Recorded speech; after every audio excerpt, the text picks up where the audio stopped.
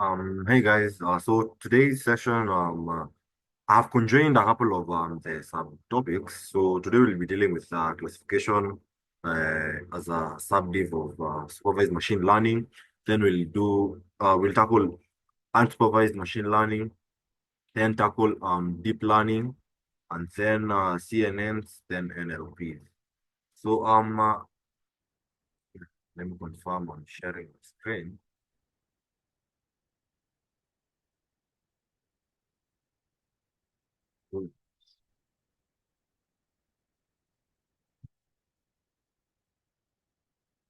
So what I'm going to do today is let me share the link right now in the chat so that you guys can access it.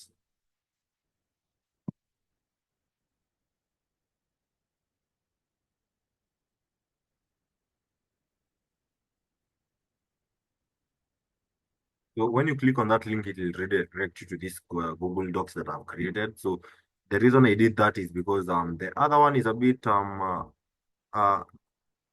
it's a bit complex. So this I think this will the illustration behind this will be quite easy. So that's the reason behind me creating a new Google Doc. So you can access it from the chat or I'll just send it in the group chat. So um uh, we had tackled regression. And so today we're going to tackle classification. So, what is classification? So, classification is a type of machine learning problem where we teach a computer to categorize data into different groups or classes. It is called supervised learning because we train the model using labeled data, where we already know the correct categories. Example, imagine you have emails and you want a program to tell whether an email is spam or not.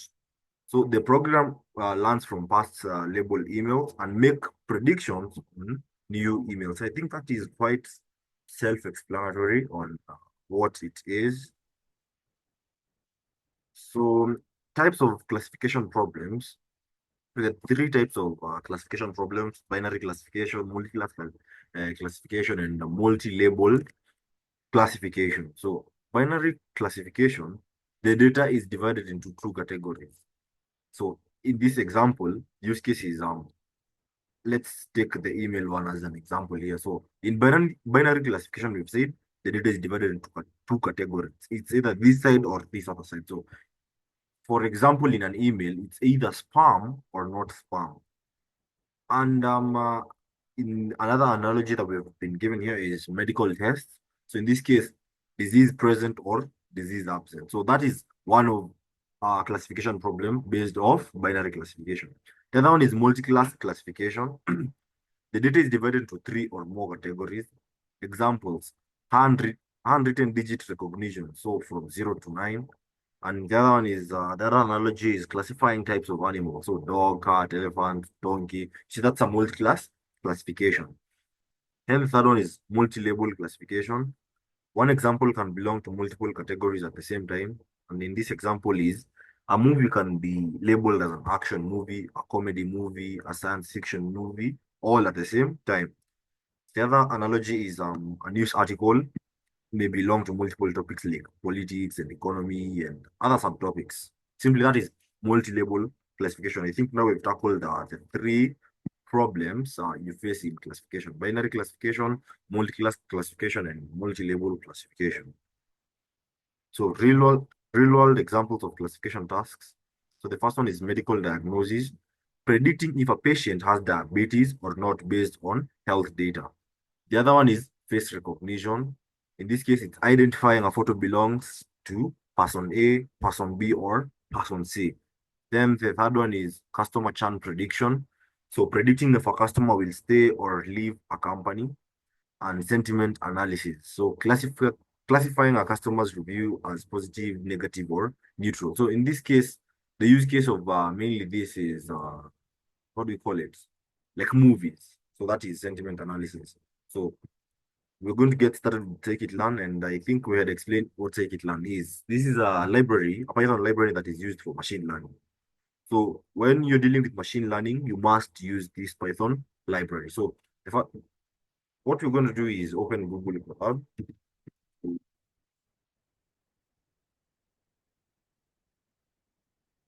open a new notebook.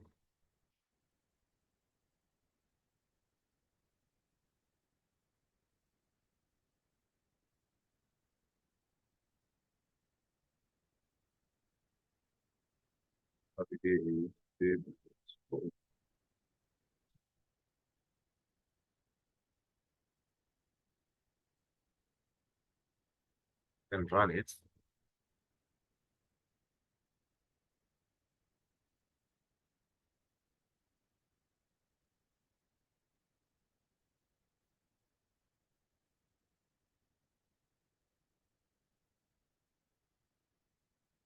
Okay, so it has installed scikit-learn.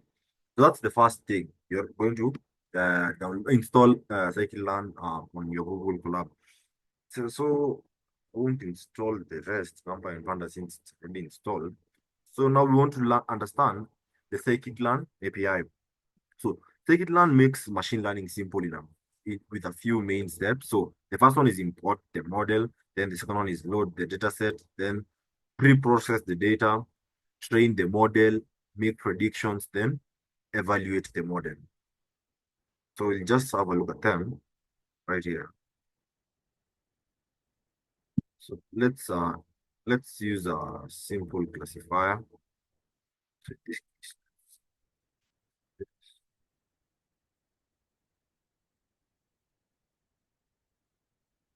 I'll paste it here. So that explain what it means. So we've imported these classes and functions. So the first one is decision tree classifier. Then the function train test split, which is used to split our data sets for either test or training sets. Then we'll import this data set that is inbuilt in scikit-learn, so the load iris. Then import an accuracy score. So this is a metric system in scikit. So we're going to load the data set. So data is equal to load underscore iris. So we are loading this data set from this imported data set that is inbuilt in scikit-learn. So X is the feature, Y is the label. So X is equal to data. So in this case, let's call it that so that it's easy. X is equal to data, and then Y is equal to target. So that's how you load the set based off the built-in data set called load iris. Then we're going to split this data into test and training data sets. So as you can see the comment right here, 80% of the data will be used for training and 20% will be used for testing. So that's the reason we're using test underscore size 0.2. As I was stating in our previous session, that test size equals 0.2 simply means that 20% of this data set will be used for testing and the rest will be used for training. So now create and train the model. So model is equal to now the new thing here, which I think we had not discussed is now the decision tree classifier. So as you can see right here, we had imported it. So this is it is a classifier simply. It is just as the word states. It is the classifier based off the decision tree method. So now we'll create the model. So model equals to decision tree classifier. Then now we're going to feed this model. So model.fit X train and Y train.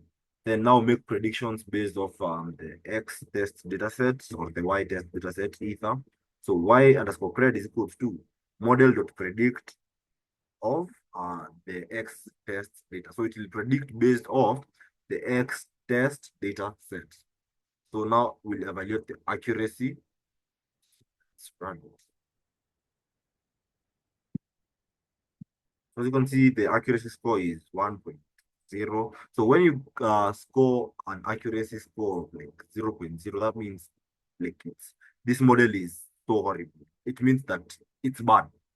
I think it's contrary from the metric system that we were using yesterday, which is mean squared error, whereby we stated that when the MSE is 0.0, it indicates that this model fits best in this type of data. But in this case, as as it explains itself, this is accuracy. So when accuracy is 0.0, it means that this model is a bit off. Is so off. It's not correct at all. And whereas in MSE, which simply states error, when the error is 0.0, simply means that there is no error and that model fits best into that data set. So we'll head back to our notes. So Loading datasets and processing. So scikit-learn provides built-in datasets like iris datasets, classification, which simply is classification of flower species. I think we had seen this. There is digits dataset, which is in this case handwritten number recognition, and there's another one. I don't know why I've not added it. There's another one called wine dataset.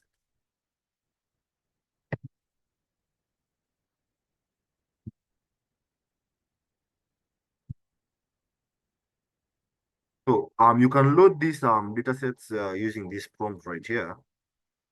So from scikit-learn datasets import load iris.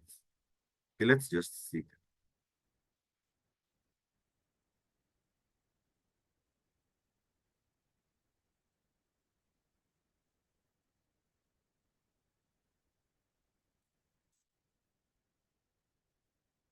So the syntax right here is we've imported now the dataset from scikit-learn.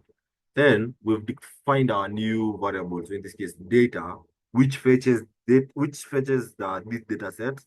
So data is equals to load underscore iris. Then now we are going to print the keys, so see what the data set contains. So print data dot keys, and then we're going to see the feature names in this data set by print data dot feature names. Then the last one is now we're going to see the class labels of this data set. So print data dot target underscore name. So let's run this. So the data keys, as you can see right here, is data, target, frame, target names, description, feature names, file name, data modules. Then the feature names are sepal length, sepal width, petal length, petal width. Then the target names in this case are setosa, versicolor, and vagina. So that's simply how to see what this dataset contains or entails. So now we're going to pre-process to head on the pre-processing step. So before training a model, we often pre-process the data. So the first thing is handling missing values, which you already know how to do it. Then scaling the data. So normalizing values so that they have the same range. Then the third one is encoding categorical values. So in this case, it's converting text labels into numbers. So examples of scaling data, we can use the library standard scaler. So in this case, let's just paste this and explain.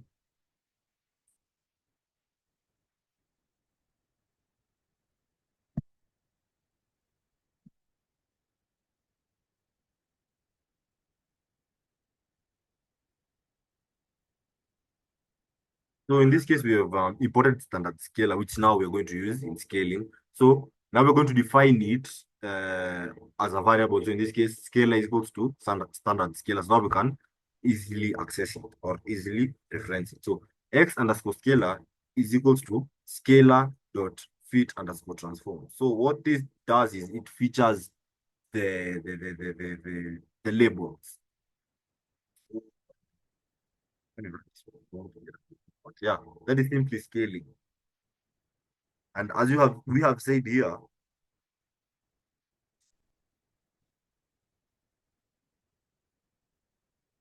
it scaling of the data normalizes the values so that they have the same range. And later on we'll see what this simply means based off salaries and such kind of things. So the next thing we're going to do is now tackle more on the classification techniques. So these are the classification techniques and they are explained a bit better. So the first one is logistic regression. So logistic regression is used for binary classification, zero or one, yes or no, spam or no spam. I think we have seen this problem, the binary classification problem. So it's based off two decisions. So it's this or this, this or this, this or this. So it calculates the probability of an outcome and uses a threshold to decide the class. So example, predicting if a customer will buy a product. So yes is noted by one, and no is noted by two. So based on their income and age. So let's just look at this.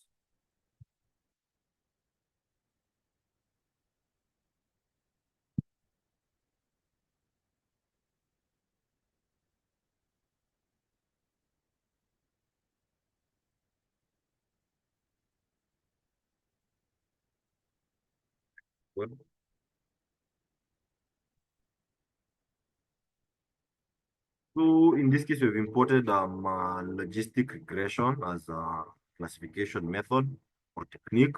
Then I've also imported the dataset load iris and imported the function train test. So we have loaded the dataset. So data is equals to load iris, x is equals to data, and y is equals to data target, which is strictly equals to 0, and the type to be an integer. So that is the loading the data set. Then we're going to now to split the data set into this section. So X train, X test, Y train, Y test. And the test says is 0.2, which simply means that 20% of the data set will be used for testing. So now we're going to train the model based off this technique, which in this case is logistic regression.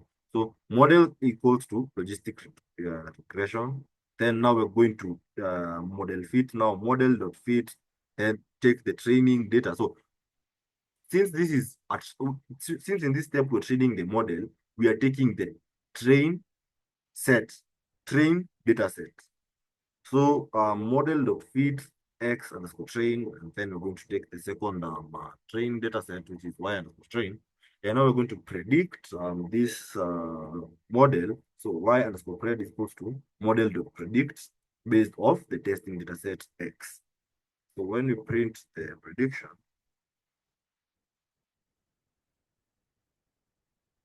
we get a series of zeros and ones. So since we had declared that yes is let's say yes, no, and y is yes. Not sure.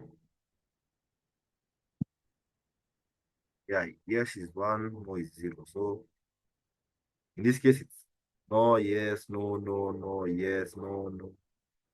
Then yes, yes, yes, yes, yes. No, no, no, no. Yes, no, yes. Simply that is how you use the regression method or regression technique in classification. So what you need to keep in mind is the only thing you have to do different here is now you'll have to import that technique. Then when you're training the model, you have to declare that technique that you've imported. So model is equal to logistic regression. So that the model knows that we are using this technique for this data set. So that is logistic regression. Then there's KNN, which simply means K nearest neighbor.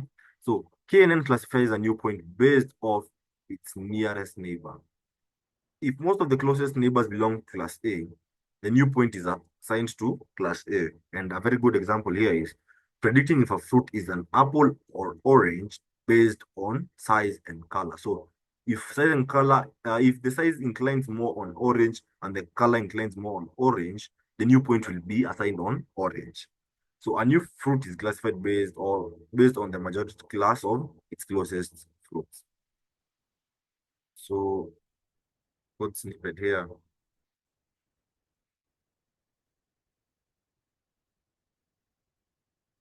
Let's run this.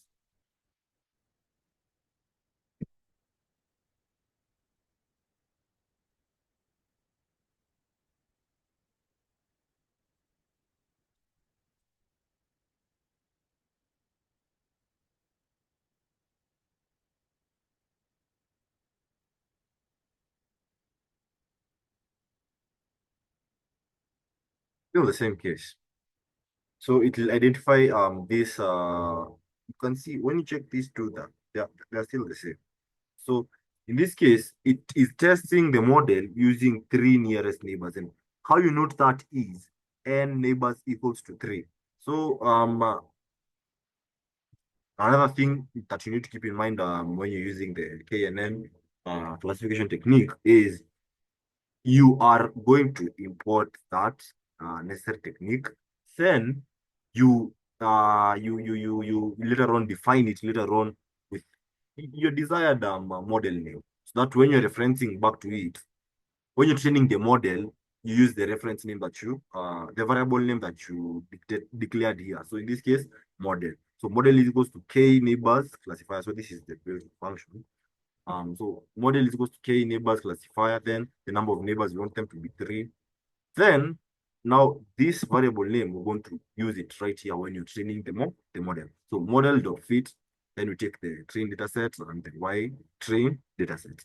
Then now we're going to predict it based off the x test data set. So I think we're done with KNN, but you can have a look at it maybe on a deeper scope. But this is just an overview. So SVM, which I think we had talked about, support vector machines. So SVM finds the best boundary. In our case, we define it as it finds the best hyperplane that separates two classes. It maximizes the distance between the boundary and the closest points from each class. So an example is face recognition. It separates images of different people. So let's have a look at the code.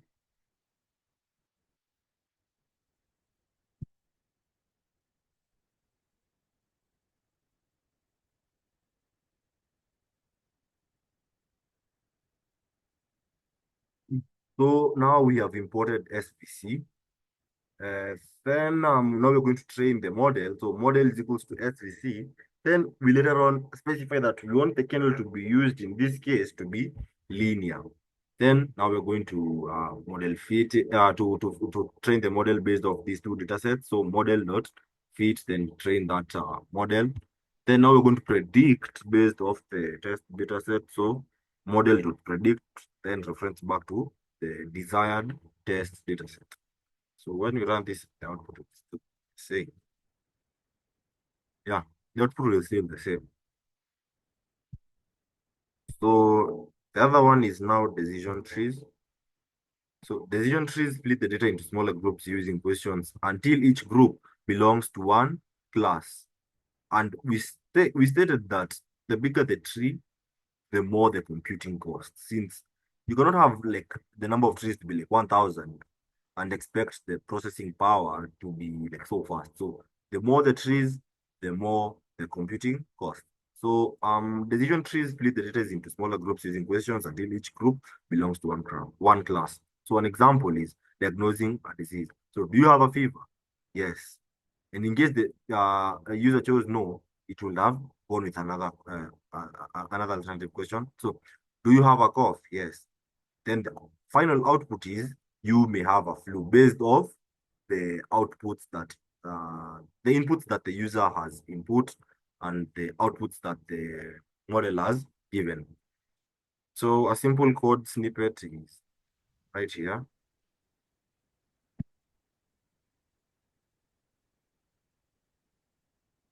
Let's just paste it in our Google Colab.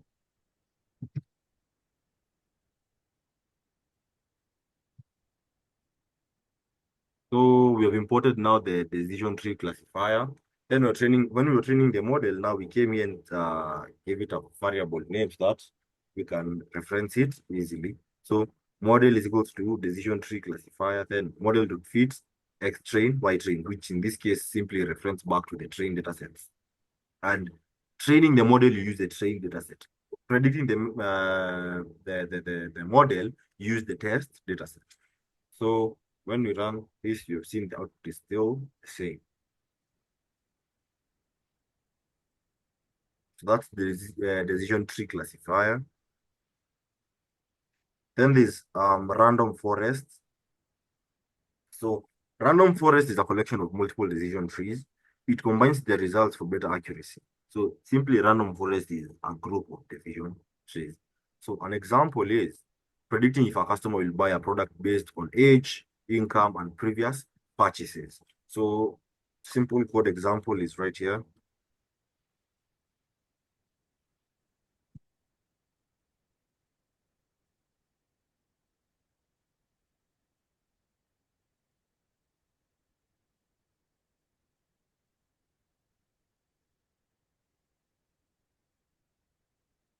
So in this case, you can see we've imported now the random forest classifier. And I'll keep on insisting on this. The syntax is still the same on every technique, but the only different thing is now importing that technique and declaring it when you're training the model. So that's the only difference between all of this. So now we'll import random forest classifier. Then when you're training the model, you come here, give it the variable name model, then uh, later on declare that technique so that the model knows that we're using this predictive classification technique. So model is equals to random forest classifier. Then the number of estimators is 100. So in this case, these are the numbers of trees. Then model dot fit. So this we are training the model based off these data sets. Then we predict the model's output based off the test data set. So let's run this function also. Same. Yeah, that is how you use a random forest classifier. Then there is naive bias. I don't know how they call it, but I call it naive. Naive.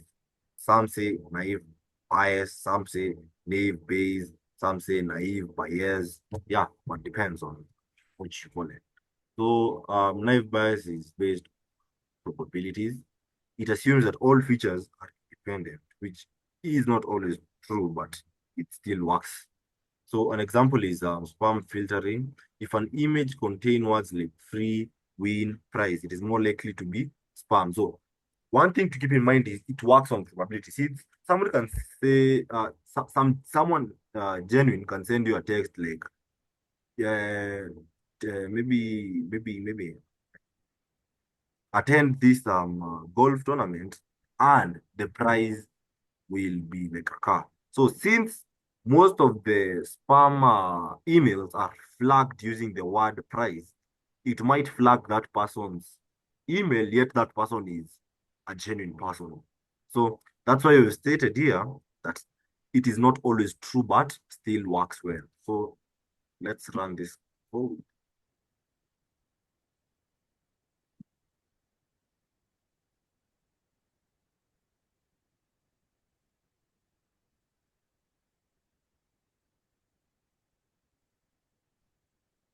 Once again, nothing is new.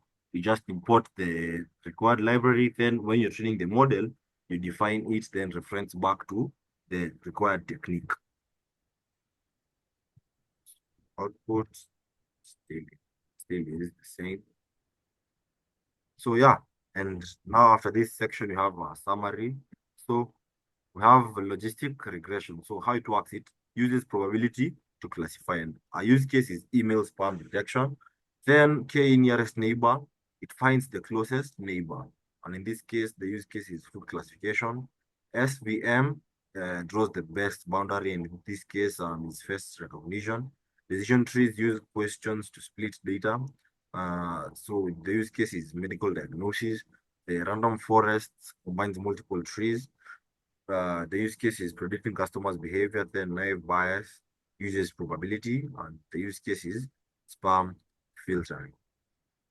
So the next sub section is model evaluation and selection. Once you train a classification model, you need to check how good it is before using it in real life. So below are simple ways to evaluate and select the better model.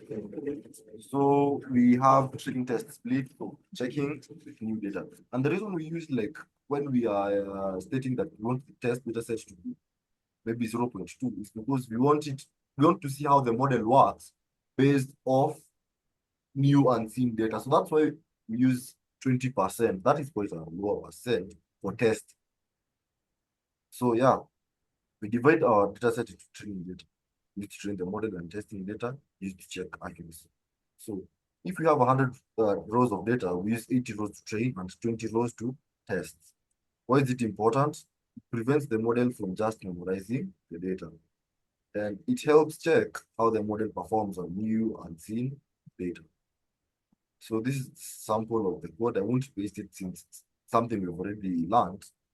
So one key thing to see here is test and size is equal to 2. So it simply states that test data set will the size of the test data set that will be used is 20%.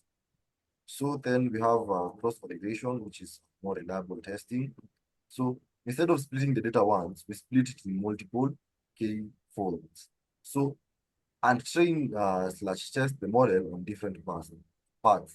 So common methods is k-fold cross validation, which splits the data into k parts, training on k1 parts and test on the remaining parts, repeating k number of times. So why is this important? It gives a better estimate of model performance.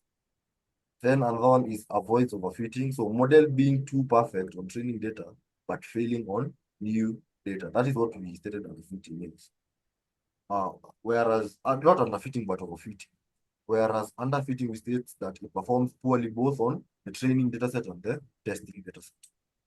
So an example here is this is an example of, let's just take it.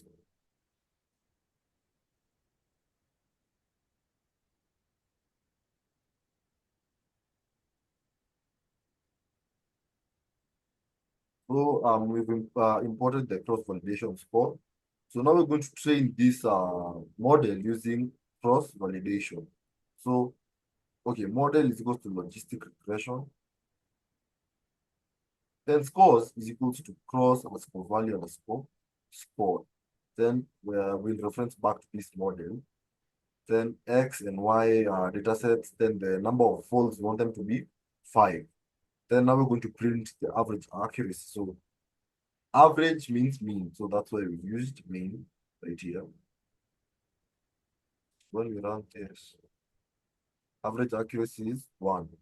And once again, I've stated that the closer the number that is here to 0, the more it states that the model performs well.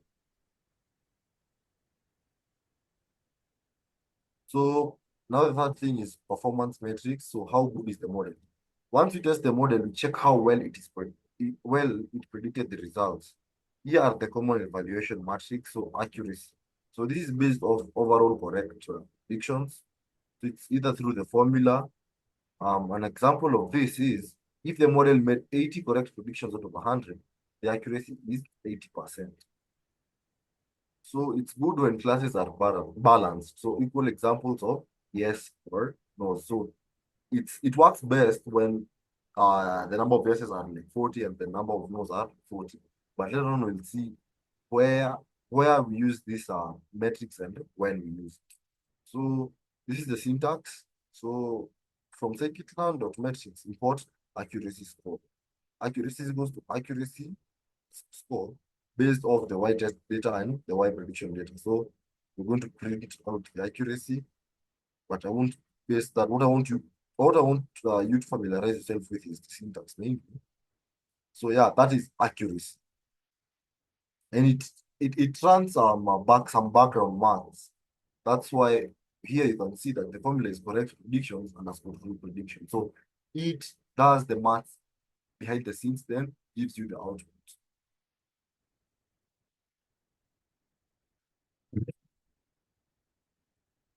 And the other one is precision.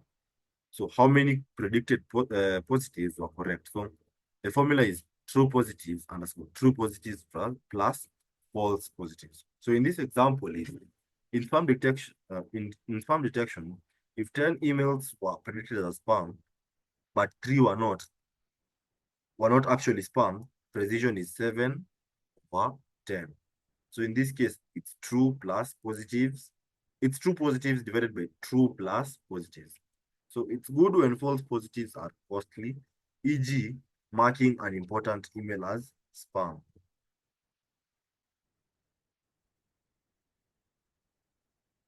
That is the syntax right here. So the only difference is precision underscore score. So as you can see from this other accuracy metric, you can see accuracy underscore is the syntax, but on precision is precision underscore score. So the other metric is recall. So in this case, this is how many actual positives were found. So the formula is true positives underscore true positives plus false negatives. So it's almost the same.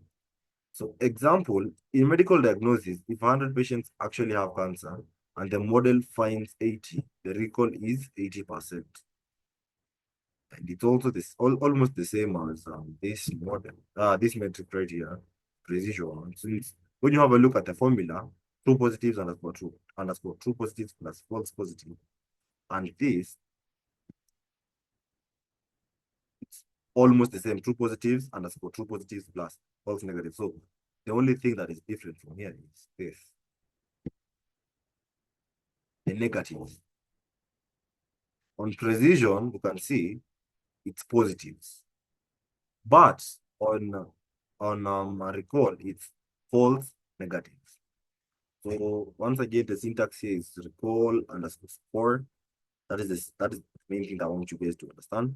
Then F1 score, which is balance between precision and recall. So the formula is 2 times precision times recall over precision plus recall. So it's good when both precision and recall are important. So the metric function is F1 underscore score. ROC AUC. So ROC curve shows how well the model separates yes or no classes. AUC, when it lands on 1.0, it indicates that that's the perfect model, but when it's 0.5, it indicates that that is random guessing. So it's good when needing a ranking of predictions. So in this case, fraud detection is the analogy used. So let me just copy this. It's new.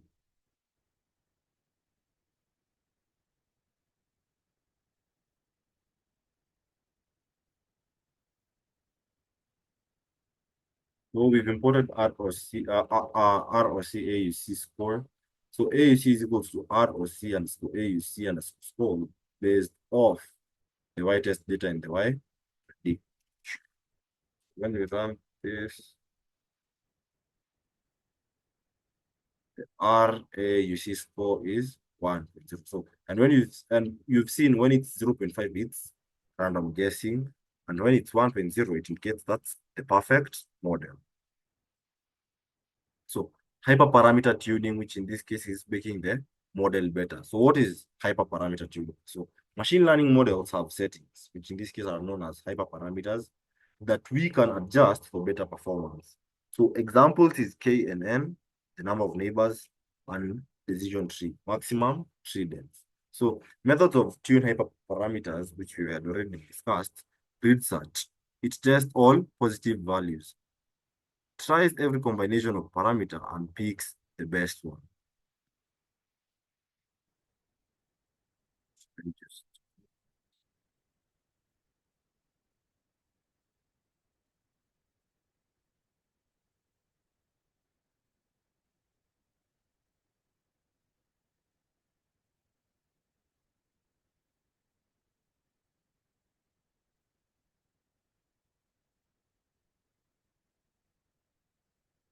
So from scikit-learn to model underscore selection, import create search CV.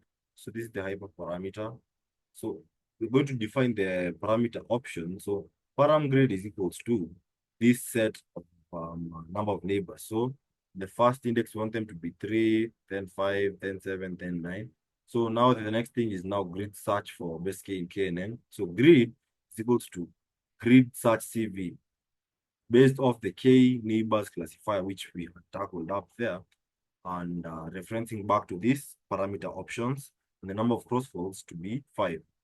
Then now we're going to train the model. So grid.fit based off the X train dataset and the Y train dataset. And now we're going to print the best parameters.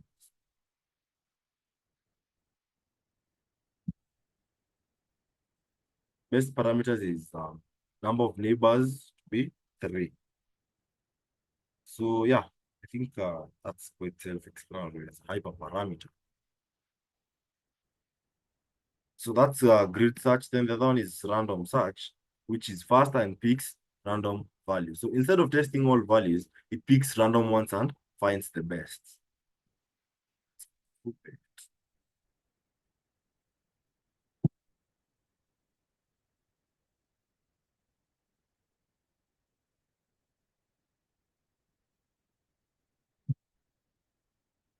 So once again, we're going to import randomized search CV. So that is the class that we're going to import. In this case, we imported grid search CV. Then we are going to do a random search for base K in K and N. So random underscore search is equal to randomized search CV based off K neighbors classifier param based off now the param grid, which see right here we had defined the options, the parameter options. Then now number of crossfolds to be 5 and the number of iterations to be 2. Then we're going to train the data set. Now we're going to find the best parameters. Let's see. Once again, the best parameters is when the number of neighbors equals to 3. The other one is model selection and comparison. So this is simply choosing the best model. How do you compare this model? So the first step is train different models. So logistic regression, KNN, SVM, etc. Then evaluate them using accuracy, precision, recall, or F1 metrics. Then choose the model with the best balance of performance and speed. So we'll take this.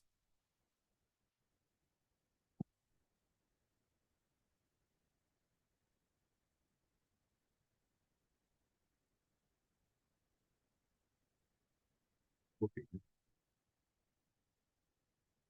So for scikit-learn, import random forest classifier, then import SVC. So now we're going to train the models. Log underscore reg is good for logistic regression. So that's used that technique. Then the second one is K neighbors classifier. Then and the number of neighbors we wanted to be 3. So that's the second technique.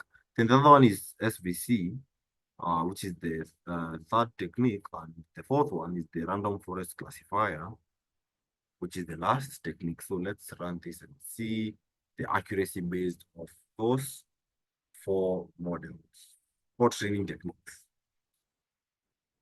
So all of them are 1. So the accuracy is the accuracy of all models are 1. So one way of picking the model now is based off speed. Since on accuracy, all models are the same. So there is a summary right here. So there's the train test split, cross validation, and performance metrics. The purpose of train test split is check performance of new data.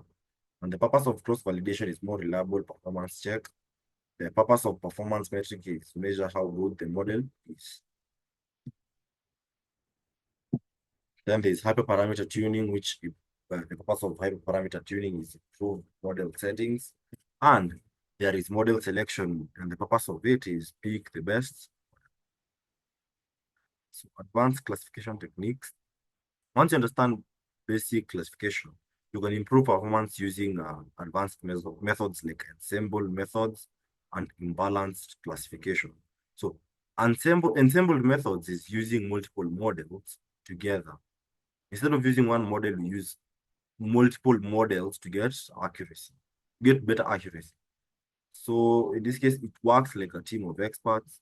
Each model gives an opinion and the final decision is based on all of them. So why is it useful? It reduces errors by averaging multiple predictions. It handles complex problems better than a single model. Yeah, so those are the reasons it's useful. So the types of ensemble methods are bagging. So this is bootstrap aggregating. So it trains multiple models separately on different parts of the data. Example is random forest. So many decision trees work together to make up a random forest. So I won't run this since it's still the same thing. So there is boosting. So models learn from mistakes. So models are trained one after another, fixing previous mistakes. Example is gradient boosting, ADA boost, XG boost. So what I need you to see right here is uh, the difference here is you're going to import this gradient boosting class, then reference it right here. GB is equal to gradient boosting classifier. Then now train the model based off X train dataset and Y train dataset. Then now we're going to print accuracy. The third one is stacking.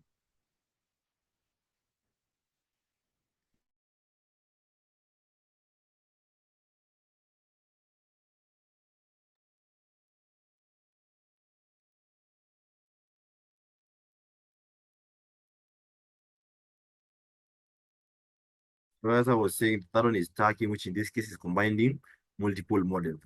So uses different models together, and the final model decides based on their output. So in this case, it's combining logistic regression, KNN, and SVM. Then there's imbalanced classification. which is fixing an equal data distribution. When one class has more examples than the other, is when we use imbalanced classification. So an example for that is 950 non-fraud cases versus 50 fraud cases. So you can see there's an imbalance between these two. So the other analogy is the model may just predict, oh, this is not an analogy, sorry about that.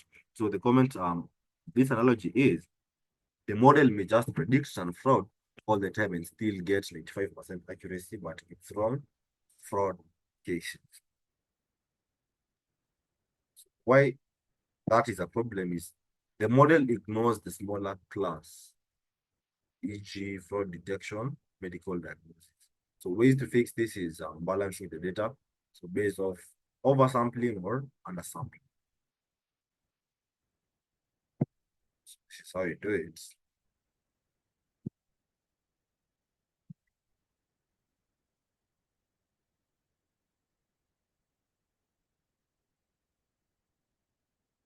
Now, when we want to oversample the minority class, so from we learn over and sampling, import smart. So smart is equal to smart. That's now we declare it so that we can use their functions better based off our desired variable name. So x underscore sampled, y underscore sampled is equal to smart dot fit underscore resample for the x data set from the x train data set and the y train data set. So we have oversampled the minority class.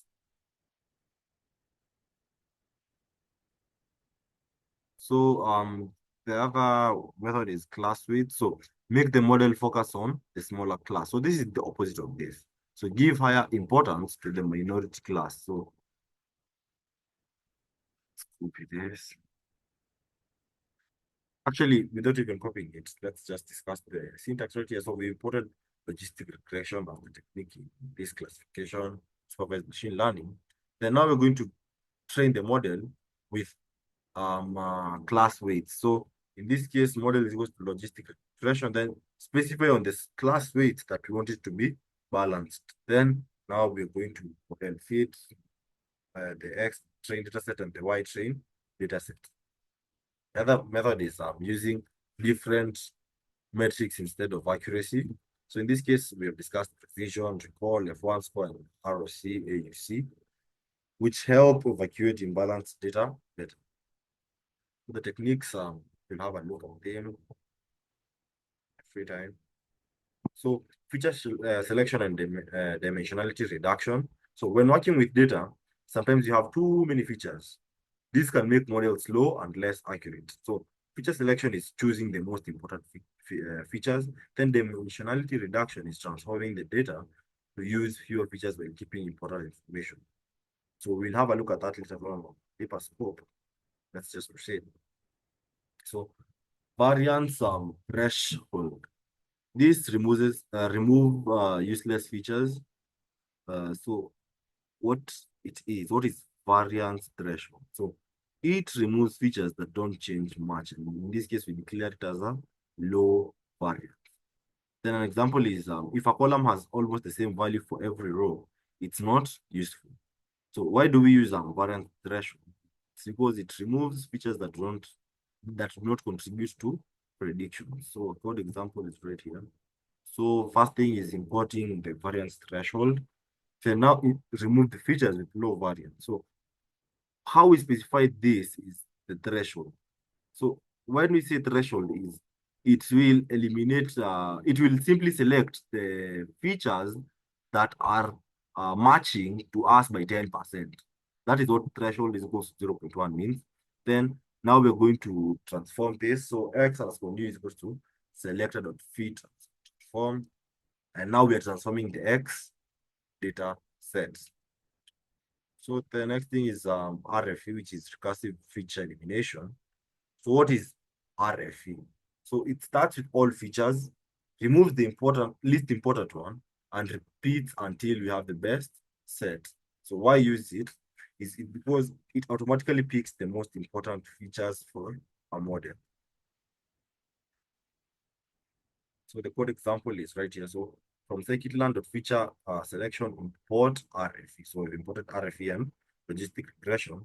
Then we're going to select the top three features using RFE. So model is equals to logistic regression. Then selector is equals to RFE based off the model. Then the number of features to select is 3. Then now we're going to transform it. Then using this syntax x underscore new is equals to selector dot fit underscore transform x and y data sets. So the other one is PCA, principal component analysis. So what is PCA? It transforms original features into new ones that capture most of the information. So instead of using height and weight, it creates a new combined feature. So in this case, it's like the mass body index, the MBI. So why do we use PCAs? Because it reduces the number of features without losing too much information. And the example of a code is right here from scikit-learn decomposition. Import PCA, that's the first step. Okay. Then we're going to reduce the features to two principal components.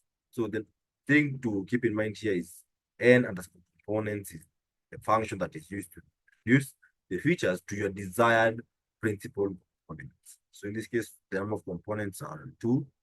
Then now we're going to transform. So x underscore new is equals to PCA dot fit underscore transform, and reference back to the x data set. Then there's LDA, which in this case is linear discriminant analysis. So what is LDA?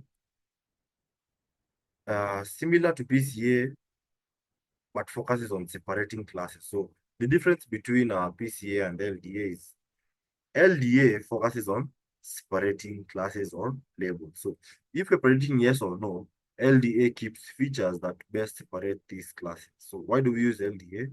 It's because it's good for classification problems with multiple classes, which we've seen PCA doesn't. So I've got an example here. So we're going to import LDA, linear discriminant analysis as LDA. Then we're going to reduce to two features while keeping classification. So how do we do that? So LDA is equals to LDA, then the number of components to be 2. So then x underscore new is equals to LDA dot fit underscore transform, then reference back to the x and y data set. That is transforming. So we have reduced to two features while keeping the other class separations. And that's because of LDA. If we had used our PCA, we wouldn't have kept that class separation. We would have altered it. So the final summary here: variance threshold removes features of little variation. RFE steps by step removal of least important features. Then PCA creates new combined features with most info. Then LDA keeps features that best separates classes. Yeah, I think this summary at the end of every topic is quite helpful. So it's quite helpful since it tells you when to use it. So variance threshold is best for cleaning useless features. RFE is best for selecting the best set of features. PCA is best for general dimensionality reduction. LDA is best for classification problems.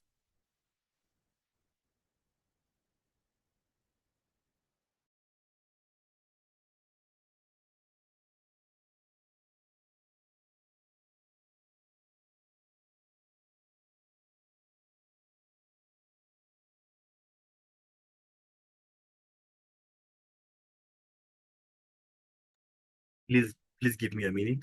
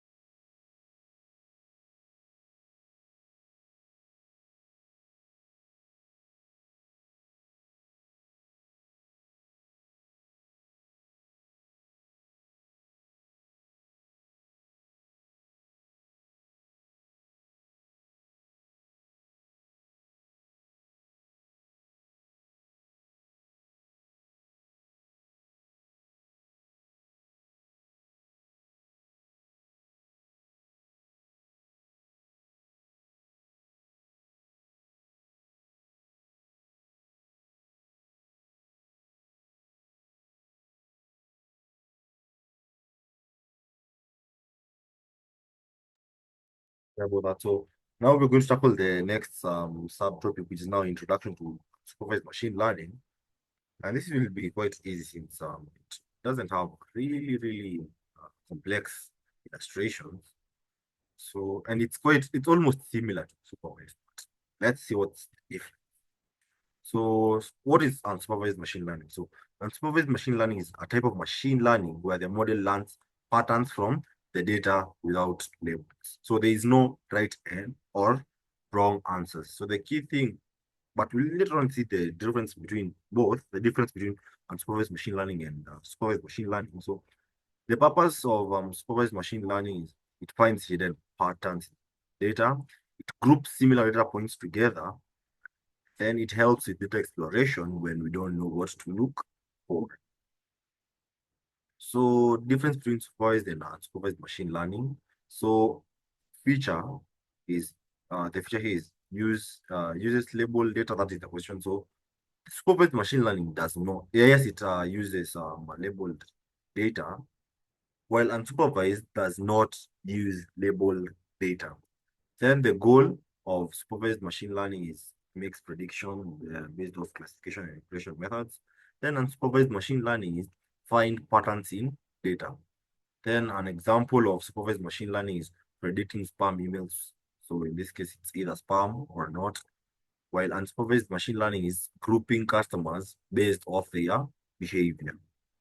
So there are types of unsupervised machine learning. So the first one is clustering, which in this case, clustering means grouping similar data points. So it finds natural groups in data. And in this case, the example is grouping customers by the shopping behavior. Then the other example is clustering news articles by topic. So popular algorithms in clustering is KNN. K means, sorry, not KNN. Then hierarchical clustering.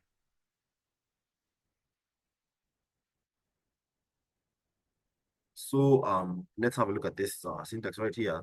So we've said that one of the algorithms in clustering as a method, as a type, as a subtype of supervised machine learning is k-means. So k-means, how you apply k-means is you'll first have to import it, then declare it. So in this case, k-means equals to k-means, then declare the number of clusters you want to have. So in this case, the number of clusters are 3. Then clusters is equals to k-means dot fit underscore predict, then reference back to the dataset X. I think we are good till there. That's the first algorithm. So you'll have a look at hierarchical clustering on your own. So the other one is dimensionality reduction, which in this case is simply simplifying data. So dimensionality reduction is it reduces the number of features while keeping important information. So this saves a lot of processing time. So if you have like 1,000 features, so it will just reduce those features to like maybe 5, 10, 20, and this makes the process faster. So it will keep the important information, but reduce the number of features. So popular methods of dimensionality reduction is PCA, principal component analysis. So one method of using this PCA method or algorithm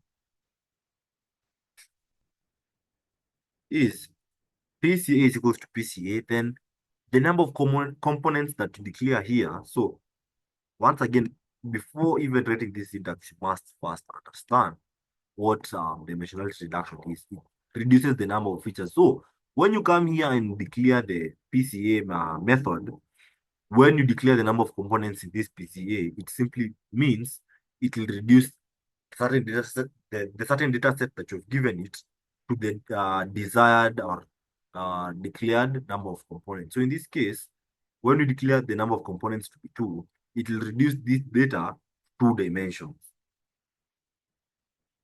Yeah, that is the only new thing on PCA. So the real world applications of unsupervised machine learning. So the first use case is customer segmentation. So in this case, it's grouping customers for targeted ads. Then the other one is anomaly detection. So in this case, it's detecting fraud in banking transactions. Then the third use case is recommender system. So Netflix and movie recommendations. So that's how you use that supervised machine learning. So, or there's another one, which in this case is topic modeling. So grouping similar news articles together. Another one is like the way YouTube, when you watch a certain video, it will suggest something of the same just under the video that you're currently watching. So that's another form of unsupervised machine learning, or like something like TikTok or Instagram. Let's use Instagram as an example. When you like maybe a certain post or a certain video, it will recommend such videos. So that's one form of unsupervised machine learning. So it studies your pattern and detects that you liking this post means you're interested in whatever you saw in that reel. So in that post, so it will suggest more of whatever you liked. So there's the data pre-processing step. So this is preparing data for unsupervised machine learning. So before using unsupervised machine learning, we clean and prepare the data. So the first thing we do is now fixing empty values. So in this case is handling missing data. And why do we do that? It's because missing data can cause errors or reduce model accuracy. So the main purpose of handling missing errors is model accuracy. So some people handle missing data by dropping the fault rows. And some sessions ago, I had told you guys that that is not advisable since the model accuracy is it reduces. You won't get what you want when you are trying to analyze a certain model or a certain data set. You won't get what you want since you have terminated that whole column, or yeah, that whole row. So the purpose of handling missing data, the main purpose of handling missing data is to reduce the, not to reduce the model accuracy, but to increase the model accuracy. So methods is remove rows or columns with missing values, which now I discourage a lot. Then the other method is fill missing values with mean, median, or most common values. So the most advisable way of handling a missing data is this, using the most common value. So in this case, it's the mode. But you can also use the mean, which is also quite common. So from scikit-learn.compute, import simple imputer. So this is the class that we're going to use when you are handling missing data. So imputer is equals to simple imputer. So this we're declaring variable, our own variable name. Imputer is equals to simple imputer. So this is the function, simple imputer. So the strategy is mean. So we have further on declared when we are filling these missing values, we want the strategy that the strategy to be used to be based off the mean of the array of either values. So when it tries filling out the missing values, it will use mean. So it will calculate the mean of the values that are already existing. Then wherever there is a missing value, place now the mean that it has calculated. So yeah, that is the thing that you need to keep in mind. So the built-in not the built the class that we're going to use is simple imputer. So I think that's the only new thing that you've seen here. So that's how you handle missing data in supervised machine learning. Then there's feature scaling and normalization. So the purpose of feature scaling is making the data consistent. So in this case, you can see here that there are different units. So e.g., salary in dollars versus salary versus age in years can cause unfair comparisons. So the methods of feature scaling and normalization is standardization. So whereby the mean is zero and standard deviation is equals to one, and normalization where scales values, not values, but should be scale to value of variance between 0, and 1. So those are the two methods of feature scaling and normalization. So on standardization, we'll import the standard scaler, which you've seen how it works, and the min max scaler for normalization. So the only thing you need to keep in mind is you're going to, when you import it, you declare it. Scalar is equals to standard scalar, so that you can use that method for standardization. Then, when you are now incorporating that specific method into your model, you're going to use this variable name that you declared right here. So x underscore scale is equals to scalar dot fit transform x. So in this case, x is the data set. Then normalization. So normalization, we've stated that we're going to import min max scalar. So normalization, so you're going to declare the variable based off your preference. Normalize is equals to min max scalar. So this declares this function right here, or this class.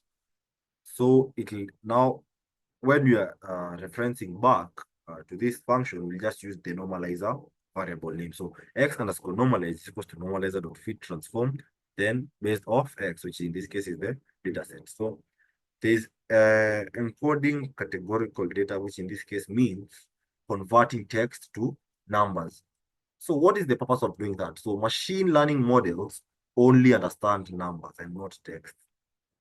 And that's quite common in the computing part. So we all know that these computers also don't get the numbers in form of text, not numbers, but the information in form of text. It gets them in binary. So the same thing applies to machine learning models. They only understand numbers and not text. So methods of encoding categorical data is label encoding, which in this case assign numbers to categories. If red, so in this case, it will give the red a label encoding number 0 and blue label encoding number 1. Then there's another method, which in this case is one hot encoding, which simply creates separate columns for each category. So from scikit-learn.preprocessing import label encoder, one hot encoder.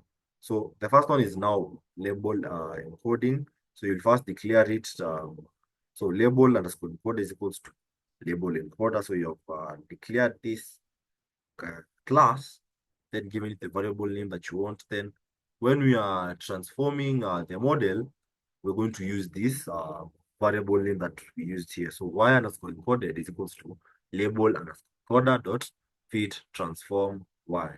Then on one hot encoding, it's the same thing, but the only difference here you can see is we are going to convert the output to an array. That is the only difference between the label encoding and one hot encoding. So one hot encoding, it creates separate columns for each category, while label encoding assigns numbers to the categories. So at the end of this process, you convert it into you convert it to an array using the to array function.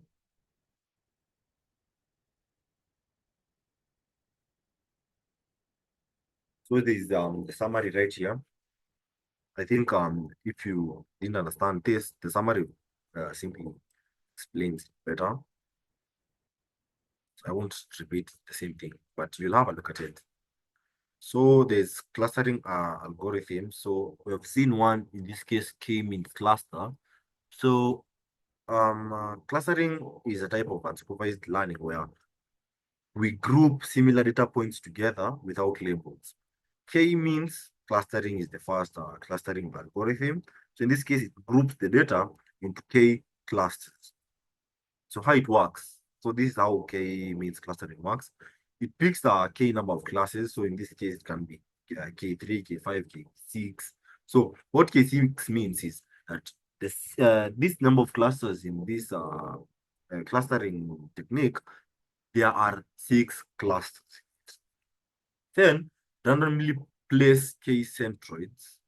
So these are the points that represent the center of each cluster. So the K centroids are simply, what K centroid means is the points that represent the center of each cluster. Then it assigns each data point to the nearest centroid. And the last thing is it moves the centroid based on assigned points and repeat until centroids stop changing. So when you use k-means clustering is during customer segmentation, image compression, document classification. So examples of k-means clustering on random data. So let's copy this and paste it.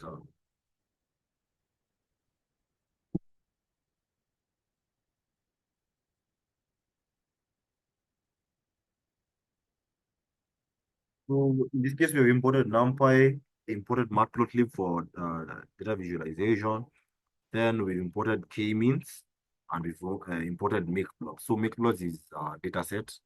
So we're going to generate random data. So x is equals to make underscore. So this is the this is the data set that is inbuilt in scikit. So the number of samples we want them to be 300 and the centers to be 3. So we'll have three, like three.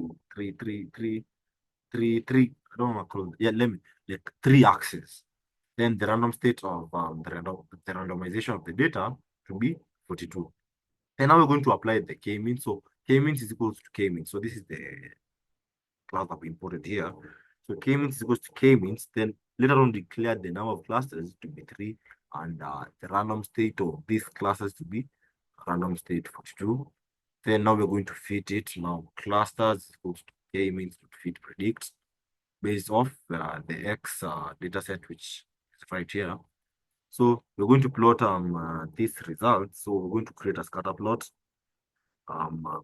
based off the clusters. So we're going to create a scatter plot based off the clusters and the color map to be based off variety. So if this color is this, so it will not be this other color. If this color is, if this data point is this color, then you can group it into this color. Then now we're going to cluster the centers.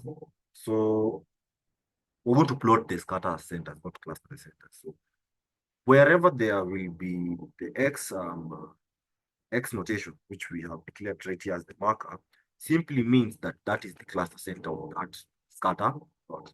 Then the title of this will be K means clustering. So let's run this.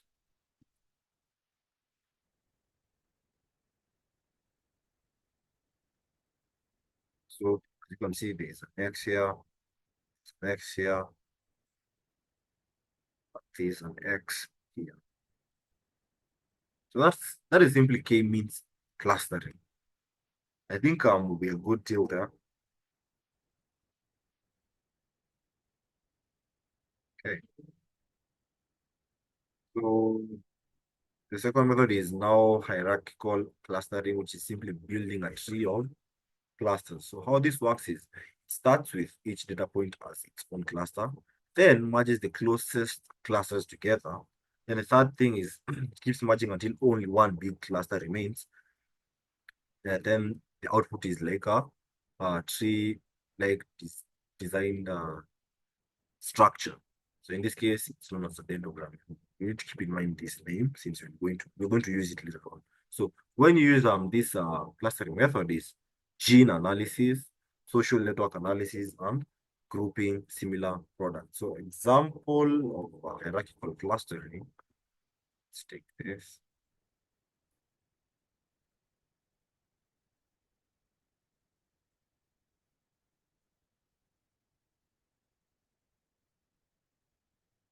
So we imported the hierarchy clustering, and then we labeled it as an alias name. We give it an alias name SCH.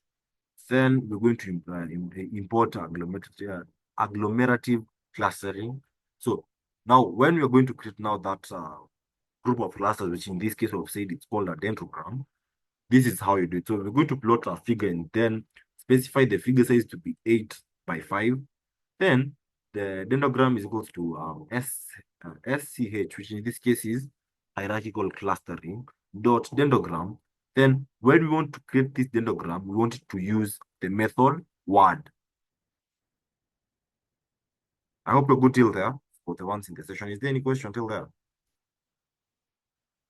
Then the title of this whole figure is dendrogram for hierarchical clustering. Then we're going to show it.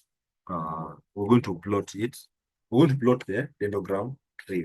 Then now we're going to apply the hierarchical clustering. So HC is equal to agglomerative clustering. Then the number of clusters, we declare them to be 3. Then clusters is equals to HC. So in this case, HC is this variable name here. So clusters is equals to HC dot fit underscore predict based off X. X here. We import. So yeah. So it's using this X based off this make blob data set. So you might be wondering, fine, but no, it's not.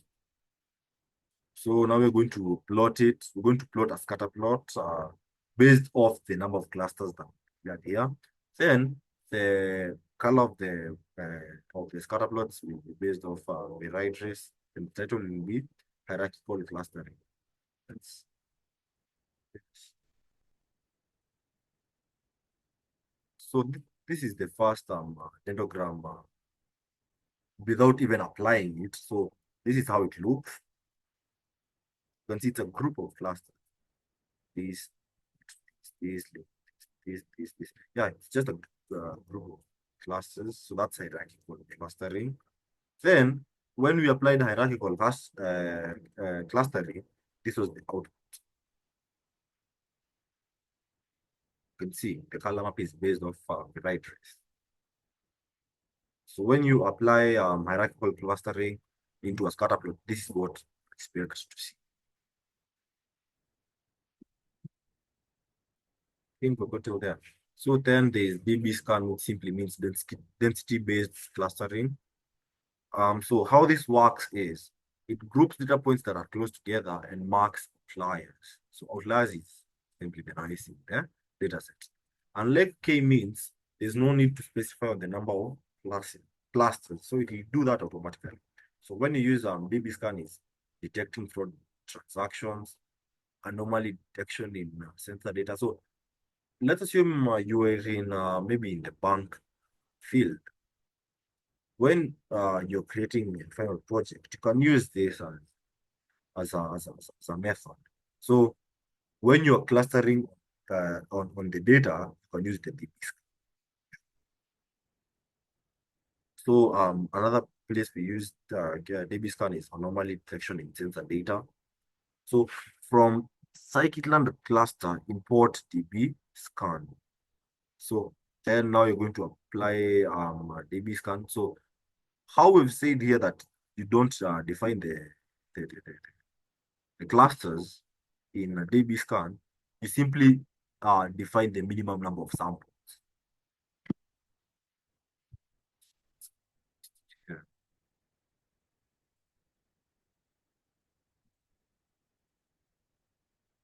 So we've imported the DB scan, then applied it. So DB scan is equals to DB scan. So this in this case, it has fetched the cluster we imported. Then the number of apps, so in this case, it's 0.5, so that's 50%. Then the minimum number of samples to be 5. Then the cluster is equals to DB scan dot fit as for predict. Then now we're going to plot it. So I don't think I can explain this if we had already discussed it automatically. So when we apply DB scan clustering method, this is the output. This is how it looks.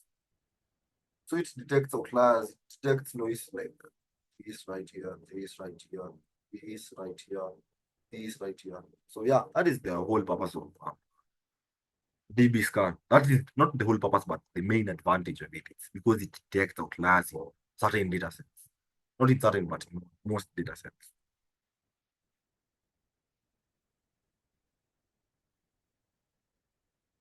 So dimensionality reduction techniques. So in this case, this is simplifying data while keeping important info. So when you have too many features, models become slow and complex. So dimensionality reduction reduces features while keeping important patterns. Once again, we're repeating something we've tackled, but do it. So principal component analysis. So in this case, it's known as PCA. So how PCA works is it finds new access that capture the most information from the original data. then keeps only the top important features and removes the rest. So when you use PCA is reducing high dimensional data for faster processing, and another time you use it is visualizing high dimensional data sets in 2 dimensions or 3 dimensions. So let's just focus this and explain it.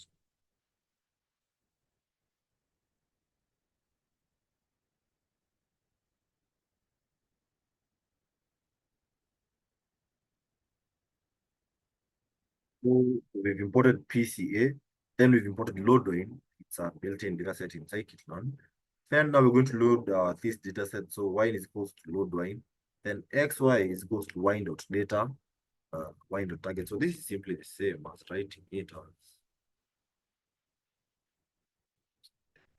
this.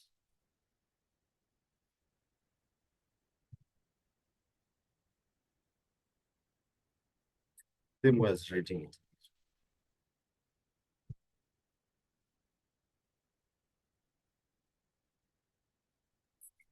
More refined ways.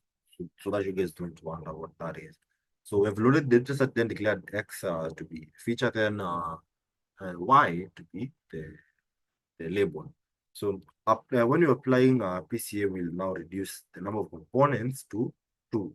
So PCA is equals to PCA, then declare the number of components to 2. I think we already explained what this is.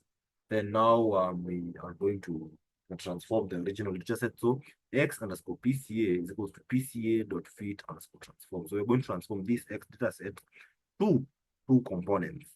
So then we're going to plot the results. So let's see what it is.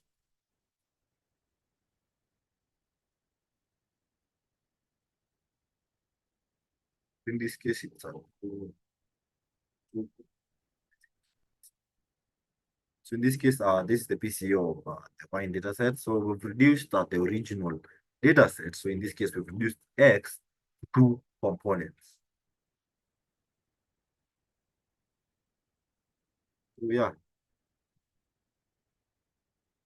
there's a PCA. We've seen how it works. So the next thing is TSNE. So T distributed stochastic neighbor embedding. So how this works is it captures linear relationships. So TSNE finds hidden patterns even in complex data. So it's best for visualizing high dimensional data in 2 dimensions or 3 dimensions. So when you use TSNE, you use it when visualizing word embeddings or exploring patterns in image data. So example of TSNE.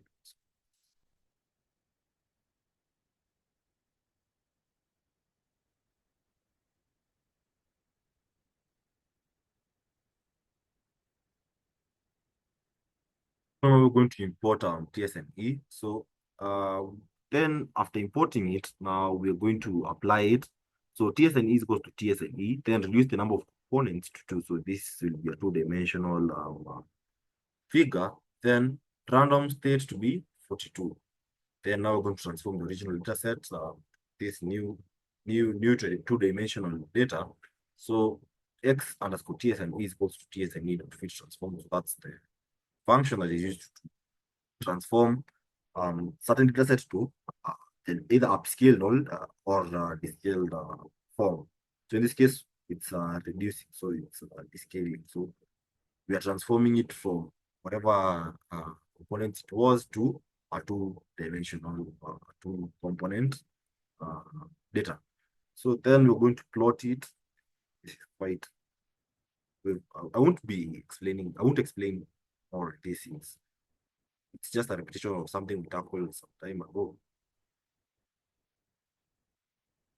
So now this is the TSMU on the wine data set. So you can see here on the Y, it's the TSME feature 2, and on the x-axis is the TSME feature 1. So as you can see, it's two. There are two dimension or 2 components.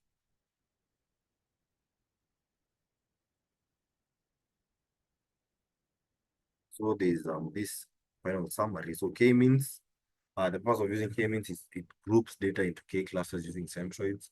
Hierarchical is builds a tree-like structure of clusters. Then DB scan is groups based on density and finds outliers. That's the main advantage of DB scan. Then PCA is uses dimensions when keeping most info, while TSNE finds hidden patterns in complex data. So the next thing is anomaly detection, which anomaly detection simply means finding unusual patterns in a certain data set. So you can use anomaly detection in fraud detections. So in fraud detection, anomalies could be suspicious transactions or how bulk a transaction is made or how frequent it's made. Then in manufacturing, anomalies could be defective products. So there is the one class supports vector machines, so one class SVM, and how before even I explain it is one class SVM is a method used in anomaly detection.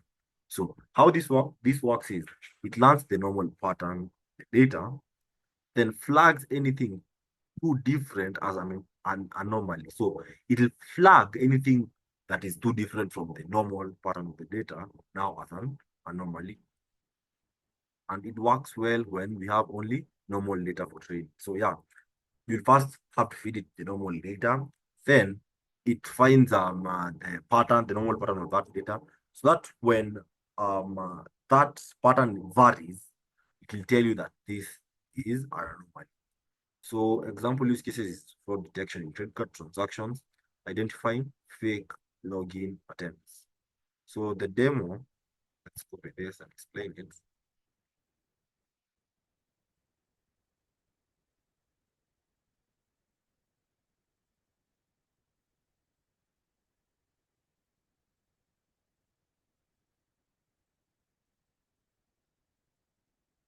So we've imported one class SVM, then imported the dataset load wine, then imported NumPy. So we're going to load the wine dataset. So X is equals to wine.data. So that's the label. Then we're going to train the one class SVM. So SVM is equals to one class SVM. And what NU is equals to 0.05. Okay, actually the computer has done a favor here. It simply means that 5% of the data would be anomalies. Then SVM.fit. So the purpose of including this NU is equals to 0.05 is you are telling the model that when you are finding the pattern in this data, account for 5% would is 5% might not be the normal pattern of that data. So account for that. So 5% of that data will be abnormality. So now we're going to predict the anomalies. So the negative ones means anomaly, while one means that it's normal. And now we're going to count the number of abnormalities detected. So now NP is the reason important number is because of this now. NP dot sum based off of predictions and strictly equals to -1. So let's run it. So the number of anomalies detected in this data set is 10. So when we change this, change it.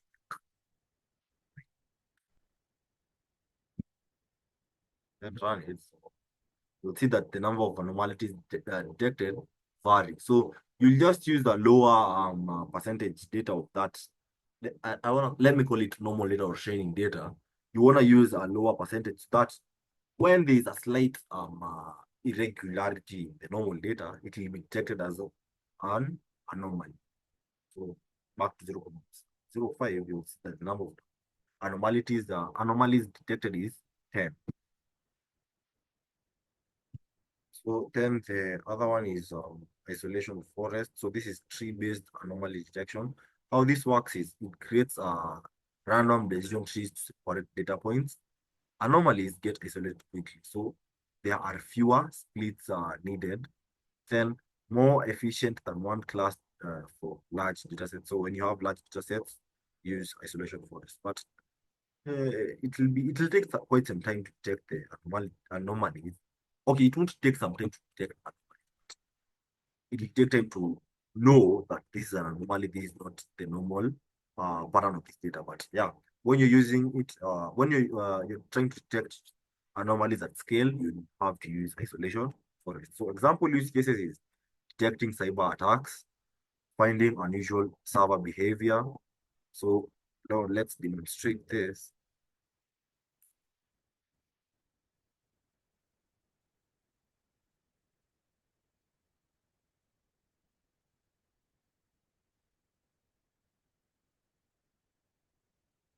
It's and run it. So before even running, so we've not seen the output. So the only thing that changes here from using the other method is that you're now going to import isolation forests. Then now the difference between the one class SVM and this is NU where you were using like NU is equals to 0.05 to indicate that 5% is the anomalies. So in this case, you use contamination. So that's the syntax in the isolation forest. So contamination is equal to 0.05. So this simply means 5% anomalies are supposed to be expected in this data set. Then now we're going to fit that this model to the original data set. Then now we're going to predict anomalies. So it's still the same. -1 means anomaly, while 1 means normal. Then now we're going to count anomalies. So print the number of anomalies detected. So NP, the term prediction, is strictly equals to -1. So when we run it,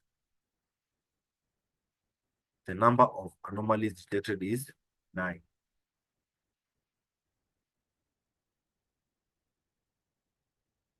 So yeah, I think we're good till there, understanding both methods. So association rule learning, so which simply means finding relationships in data. So this is mainly used in market basket analysis. So e.g., people who buy bread also buy butter. So that is finding the relationship between maybe two products. So this helps in recommender system, like Netflix suggesting similar shows. So they assume that you loving when you love watching these drama shows, uh, there's a better chance if I recommend this, you'll still watch it. So there's the a priori algorithm. How it works is it finds frequent item sets, e.g., milk, bread appears often, then generates rules like confidence, support. So confidence is if a person buys bread, how likely are they to buy butter? And support is how often does the item set appear? Then lift, how strong is the relationship between maybe those two things? So example use cases is retail. So Amazon product recommendations, and for healthcare is finding disease patterns in medical data. So maybe they'll see that when the user experiences like headaches, this is the most likely outcome. So they find the relationship between those two things. So the demos of a priori algorithm, this is the example. And in this case, we're going to use MLX10, not mixed, MLX.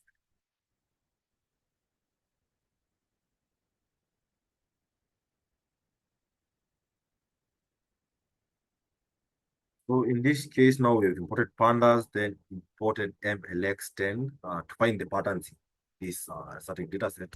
Then we're going to import a priori algorithm. So now this is the example data set based off this transaction. So milk 10110, bread 11101, and butter 01111. Then convert this data into a data frame. So now we're going to apply a priori to find frequent items sets. So frequent underscore item sets is equals to a priori. Then now we're going to apply a priori to this certain data frame. Then mean support. So in this case, we have declared the rule. Check. Right. So how often does the item appear? So we in this case we want to fetch the data whereby the minimum percentage of how often an item appears to be 60%. So that is simply what means in a priori. Then use the default column names to be true. Then we're going to generate association rules. So rules equals to association rules. So the first rule is frequent item set. Then the metric to be based off confidence. How likely is this user to buy this when he or she buys this other item? Then the minimum threshold to be 70%. Then now we're going to display the rules based on antecedents, consequence, supports, confidence, and lifts. So when we run this, so that is the index of butter and bread and butter. So when we display the rules, the first rule was antecedents. So that is butter, bread, and consequence, bread, butter. So the support, which we declared right here, is 0.6 for both, and the confidence would be 0.75. So the minimum threshold for confidence was 0.7. So it would have not surpassed 0.7. Then the lift was 0.9375, which in this case we define lift as how strong is the relationship between the two products. I think we're good till the a priori algorithm. So that is a summary of unsupervised machine learning. So the technique one class SVM is it detects anomalies using normal patterns, while isolation forest detects anomalies using tree-based methods. And once again, we said isolation forest is mainly used, is better, it's used mainly over one class SVM since it handles large data sets. In production, you'll use isolation forest when you're handling with huge data. Then a priori algorithm is finds relationship between items, and we've already seen the example. So yeah, is there any question?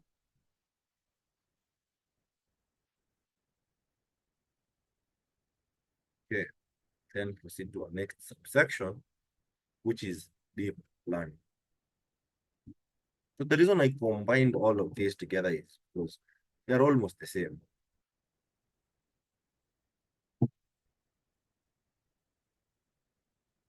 So introduction to deep learning and Kerala.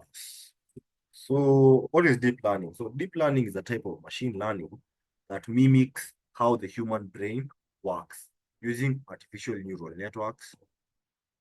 So it is useful for tasks like image recognition, speech processing, and self-driving cars. So the difference between AI, machine learning, and deep learning. So AI is a broad field where machines perform tasks that usually need human intelligence. In this case, it's playing chess or translation. Then machine learning is a part of AI where machines learn from data to make predictions. Then deep learning is a part of machine learning that uses neural networks with many layers to learn from large amounts of data. So examples is AI is a chatbot answering customer queries. Then machine learning is a model that predicts house prices based on historical data. And deep learning is a system that recognizes faces in images like Facebook's auto tagging. Also, it's custom tagging. Probably at the end of this slide. So applications of deep learning. Deep learning is used in image recognition. So in this case, face recognition, self-driving cars. Um, uh, and I think it's quite self-explanatory in this case. Um, uh, for NLP, which is also a whole topic, it's chatbots, Google Translate. Then speech recognition is Alexa, Siri, Google Assistant. Then healthcare is detecting diseases in medical images. So a brief history of deep learning is 1950s to 1980s. Neural networks were introduced but limited by the computing power. Then in the 1990s to the 2000s, machine learning became popular, but deep learning was still slow. Then in the 2010s till the present times, thank you to faster computers and big data, deep learning became widely used in companies like Google, Tesla, and Netflix. So an overview of deep learning frameworks. So these are the tools that are used in deep learning. So TensorFlow by Google. So Keras, which is also built on top of TensorFlow. Then PyTorch by Facebook, which is popular in research. Then MXNet by Amazon, which is used in cloud computing. So now this is introduction to neural networks. So what are artificial neural networks, or ANNS? So neural networks are computer programs inspired by how the brain works. This we already stated. They have neurons like brain cells that processes information. So they learn patterns and make predictions. Example, given many cat images, a neural network can learn to recognize cats.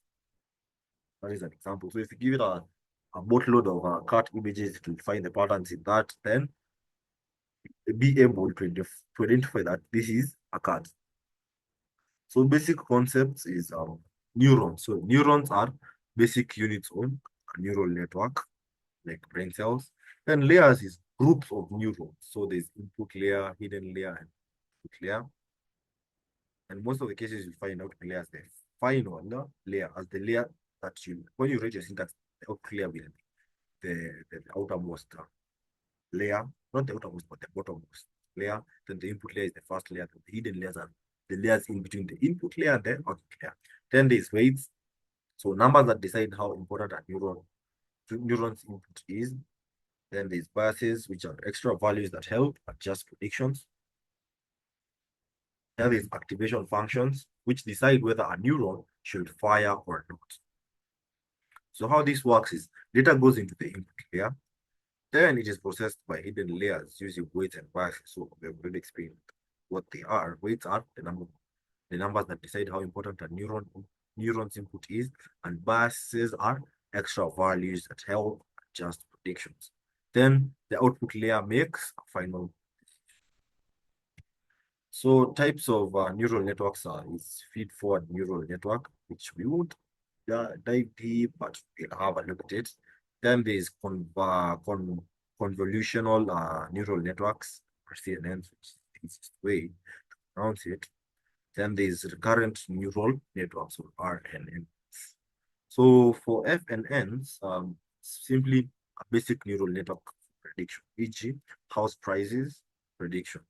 And for CNNs is used for image recognition, e.g., self-driving cars or medical imaging. And for RNNs, it is used for time series and speech data, e.g., voice assistants. So basics of Keras, which we say is a library that is built on top of PyTorch. So what is not PyTorch, but TensorFlow, sorry. Keras, what is Keras? So Keras is a user-friendly deep learning library built on top of TensorFlow. So it allows us to easily build neural networks. It supports both CPUs and GPUs, and it's great for beginners in deep learning. So you can use Keras and scale and also at lower level scale. So installing Keras and TensorFlow with TensorFlow. So you have this.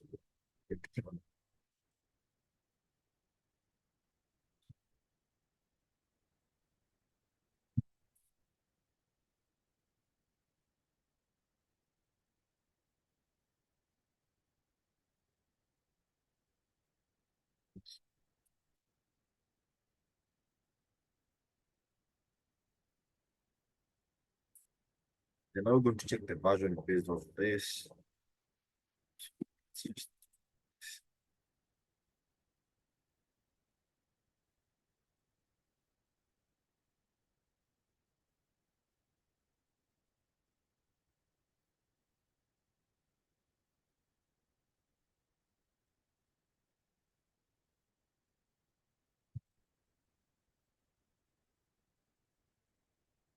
Version.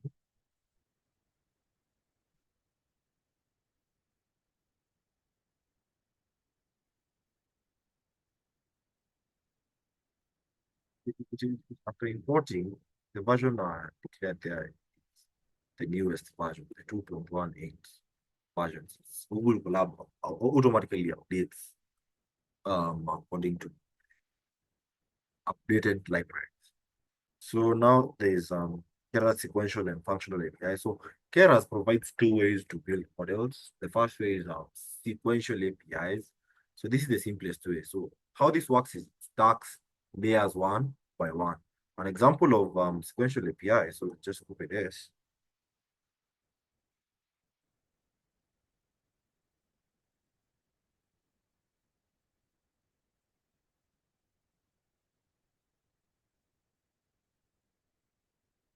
Yeah, paste, paste it. So as you can see, we've imported the Keras model, the sequential from Keras models, and the layers we've imported them as them. So how to build a simple model? So model is equals to sequential.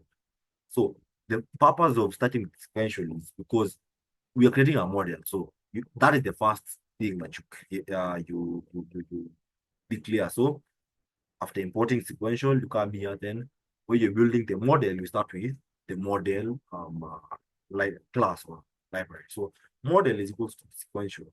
Then give it an array of layers, a stack of layers. Sorry. So in this case, tens represents the layers. So tens 16.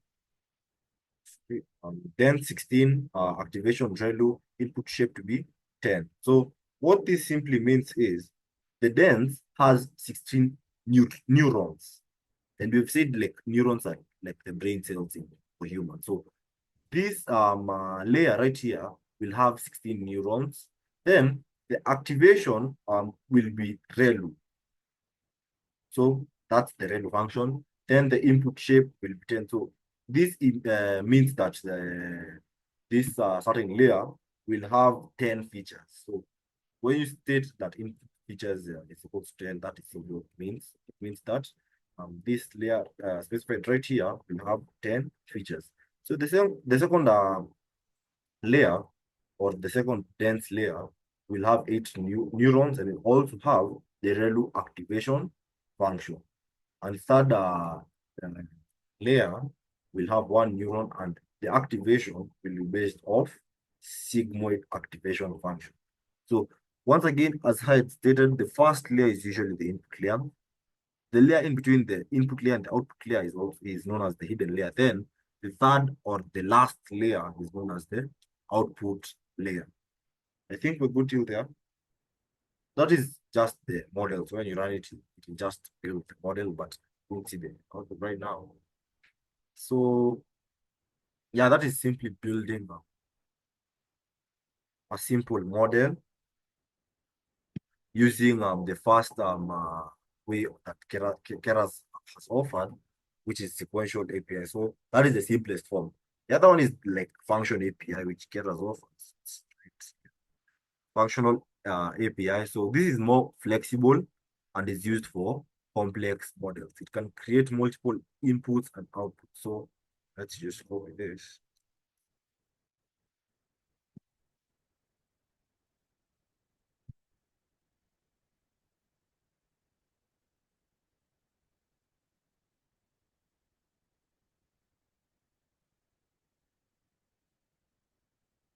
Once again, I'll explain. It's still the same.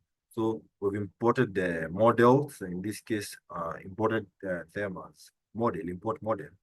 Then we've imported the layers. So in this case, they're noted by the class name input. So when you define the input layer, so input underscore layer is equals to input, then the shape, this simply indicates to have 10 features. Then now we're going to add the hidden layer. So hidden is equals to dense, then 16 neurons, then the activation function to be ReLU. Then now this is the key part. Pause.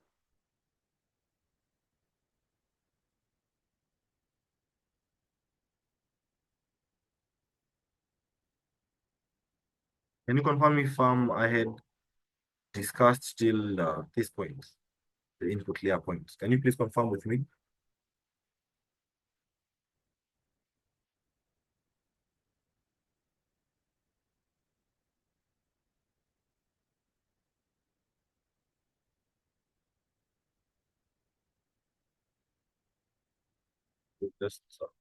Just proceed. So so the first this first dense layer is simply connected to the input layer. So it will be connected to this layer. Then this second dense layer is connected to the previous hidden layer. So that is the purpose of this extension right here. So this first layer is connected to this layer. Then this layer is connected to this layer. So that's why we are using extensions and the variables name out here. So the final dense layer is usually the output layer. So in this case, the final dense layer is this. So output layer is equal to dense one. Then the activation is sigmoid, and it will be linked to this other layer. It will be connected to this upper layer. So now we're going to create the model. So model is equals to model, input is equals to input layer, then output is equals to output layer. So you see how customization is easy in this case. So the input is this and the output is this. So you declare that even further and better in the functional API. So when you run this, just create that model. And you can note the difference between the two. When you are importing the models in functional API, you're using model, while in the other one, you're using sequential. Whereas in layers, you're using input for functional, then for the sequential one, you're using dense. Oh, yeah.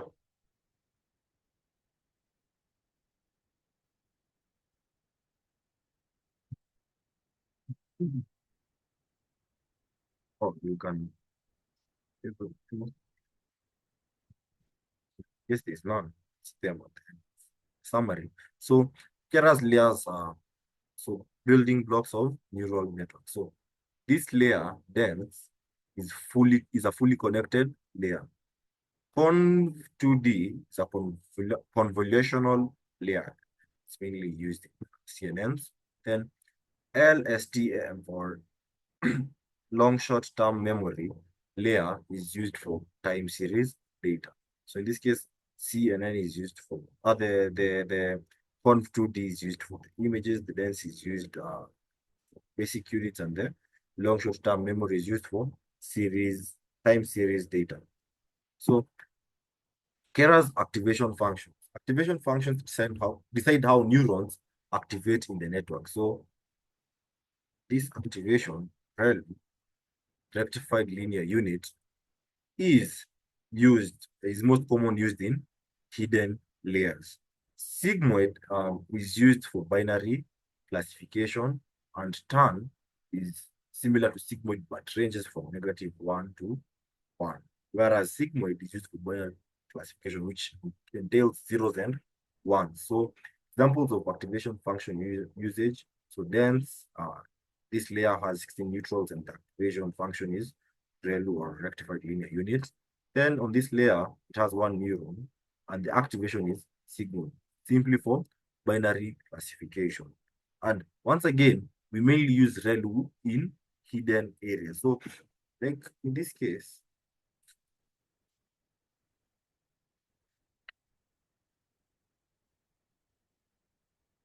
like in this case, you can see we use ReLU for the hidden layers in the functional API, and we use sigmoid for the output layer, so for binary classification. So now the final summary of this is the definitions. Yeah. So data preparation, so making data ready for neural network. So before training a deep learning model, we need to prepare the data so the model can learn effectively. This includes pre-processing, splitting the data, and loading data sets. So how do you do this? So the first step is data preprocessing, which is mandatory. So data preprocessing means cleaning and transforming raw data before feeding it into a neural networks. The main techniques are normalization, which we have seen using the min-max scaler, and it converts all values to a range between 0 and 1, and is used when working with images and deep learning models. So I think we have already discussed on this. Then the second one is standardization. So standardization converts values to have mean zero and standard deviation of one, and is used when dealing with features like height, weight, or financial data. And also this on pre-processing we had already discussed about. So you'll have to import the standard scalar class. So the other method is data augmentation for images. So artificially, this method artificially increases the size of a dataset by modifying existing data. It is useful when you don't have enough images for training. Example is randomly rotating and flipping images. So we'll just take this.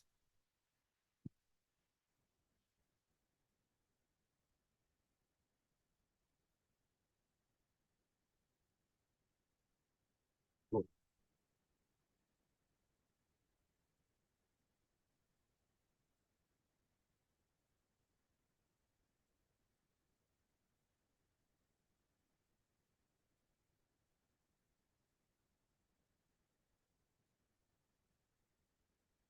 yes, pasted. So from tensorflow.keras.preprocessing.image, import image data generator. So it automatically uh, generate an image. Then data gen is equals to image data generator. Then we want to rotate the image that we generated to 30 degrees. Then horizontal flip is equal to true. So it will rotate 30 degrees on a horizontal scale. So simply on the x-axis. Yes.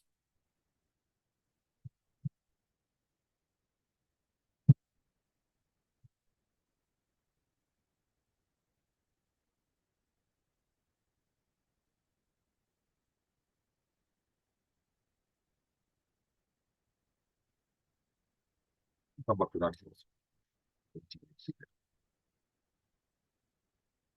So that is data augmentation. It's used images. So the second step after pre-processing is training, testing, and validating data sets. So we have tackled these two training sets and testing sets, but there's a new one which is called validation set. So it is used to fine-tune hyperparameters, and the ratio of the data set that is supposed to be used in the original data is 10 to 15%. So validation set and test sets mainly go with 10%. Then the training sets goes with 80%. So examples of splitting data,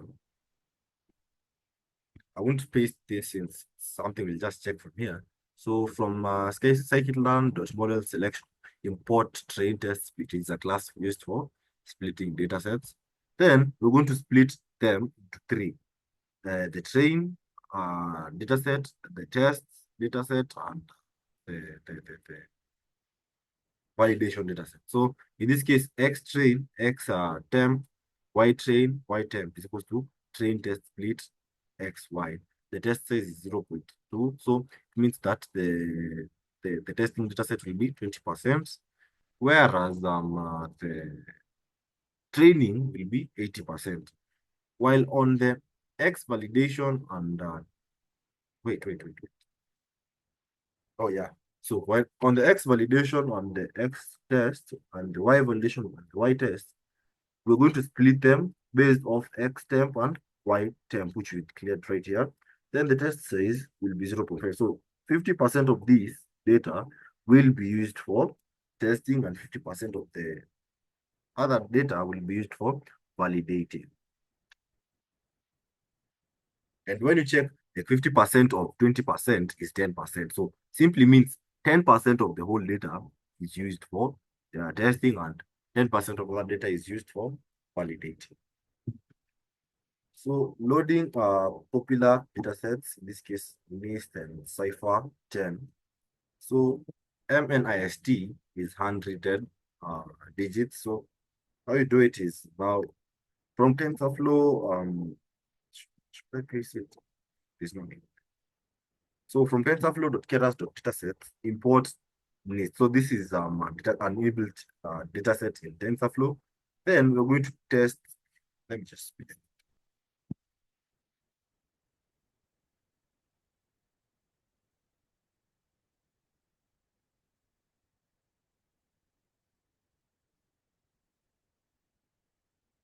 So we've imported the MNIST or NIST dataset from Tensor.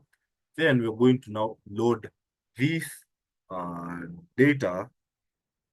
So in this case, NIST.load data, then divide them into the X train, Y train, and X test, Y test. So we're going to extract these data sets from the original data set. So in this case, from NIST.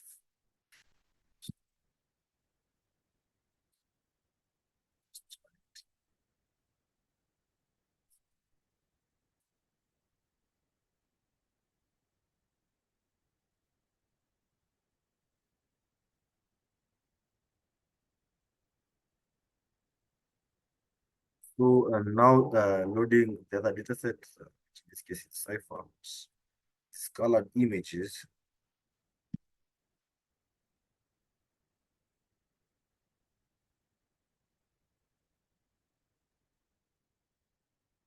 Contain subflow.keras.datasets, import Cypher. And so this is another dataset. Then we're going to extract these training datasets. So the X train, Y train, and X test, Y tests from the Cypher 10 datasets. Let's run it. So those are the two common datasets.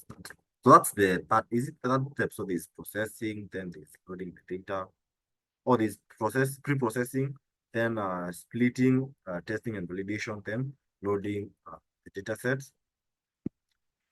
So now we're going to build a neural network with Keras. So designing a simple forward neural network is the simple. So we say FNN is the simplest type of neural network where data flows in one direction. So there's input hidden layers to output. So an example of a simple FNN in Keras is this.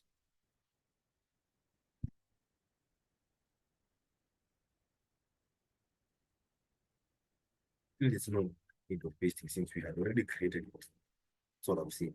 So we've imported the sequential model, then dense layers, then creating a simple neural network. So model is equals to sequential. So that's the model function. Then we've created three layers.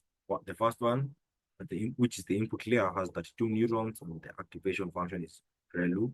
And the input shape states that there'll be 10 features in this specific layer. Then the second layer is contains 16 neurons, and the activation is ReLU.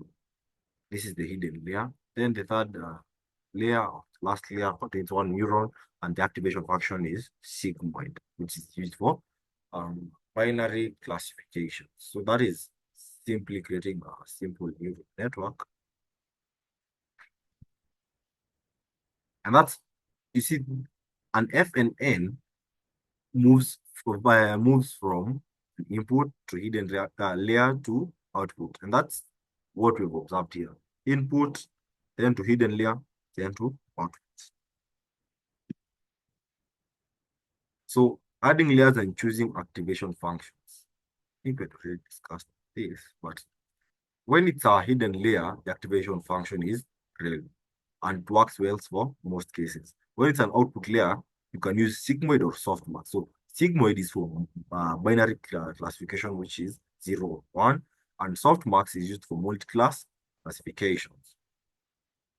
So initializing weights and biases. So neural networks uses weights and biases to make predictions. So weight determines the importance of inputs, and bias helps shape outputs for better learning. So setting weight initialization in Keras is Keras, then specify the neurons, then activation is equal to ReLU. Then now this is how you set the weight initialization. So kernel initialization is he underscore no one. So that is simply how you set the weight initialization in Keras. And you can also go on another extent and find the other weight initialization uh, methods in Keras, but you must first start with the kernel underscore initialization, then the target target target function. So you can go further and see other target functions that can be used in weight initialization in Keras. So once again, keep in mind that weight determines the importance of inputs, and bias helps shift outputs for better learning. So the other thing is now compiling the model, which is choosing the optimizer, loss, and metrics. So before training, you must compile the model by choosing loss function, which simply measures how well the model is learning. And in this case, we had seen these two: binary classification and multi-class classification. Then there is optimizer, which adjusts weights to improve accuracy. So in this case, popular choice is Adam. And then these metrics, what we track, e.g. accuracy.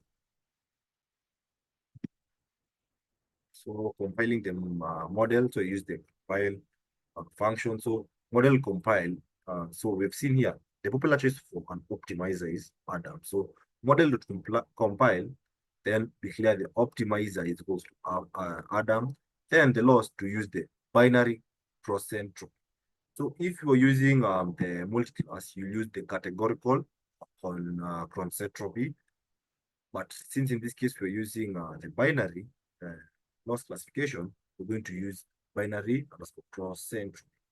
So the metrics will be based off accuracy. So the other step is now training and evaluating models. So training a model uses epochs, batch size, and learning rates. So epochs, which I think you have seen, no, we have not. Epochs is the number of times the model sees the entire data set. Batch size is the number of samples processed before updating weights, while learning rate is how much weights are updated in each step. So this is the syntax of training a model in Keras. So model.fit are now based on the training data set. So X training, Y training. Then validation data is equals to X validation and Y validation. Then the epochs will be 10. So these are the number of the times the model sees the entire data sets, and the batch size will be the number of samples processed before updating the weights. Then now we have the common issues, which are overfitting and underfitting problems. So overfitting, the cause of overfitting is model learns too much from training data and does not generalize. And the solution to overfitting is use more data, drop outliers, or early stopping, which we'll have a look at. Then underfitting, simply the cause of underfitting is the model is too simple and doesn't learn enough. So the solution to this is using more layers and ebooks. So preventing overfitting using the drop-out layer method. So from tensorflow.keras.layers, import dropout. There are so many classes of libraries. TensorFlow. So you just, at times, just Google, depending on your need. So from tensorflow.keras.layers, import dropout. So model.add drop out 30% of the neurons. And in this case, it will drop 30% of certain dictated neurons. It will drop out 30% of the neurons randomly.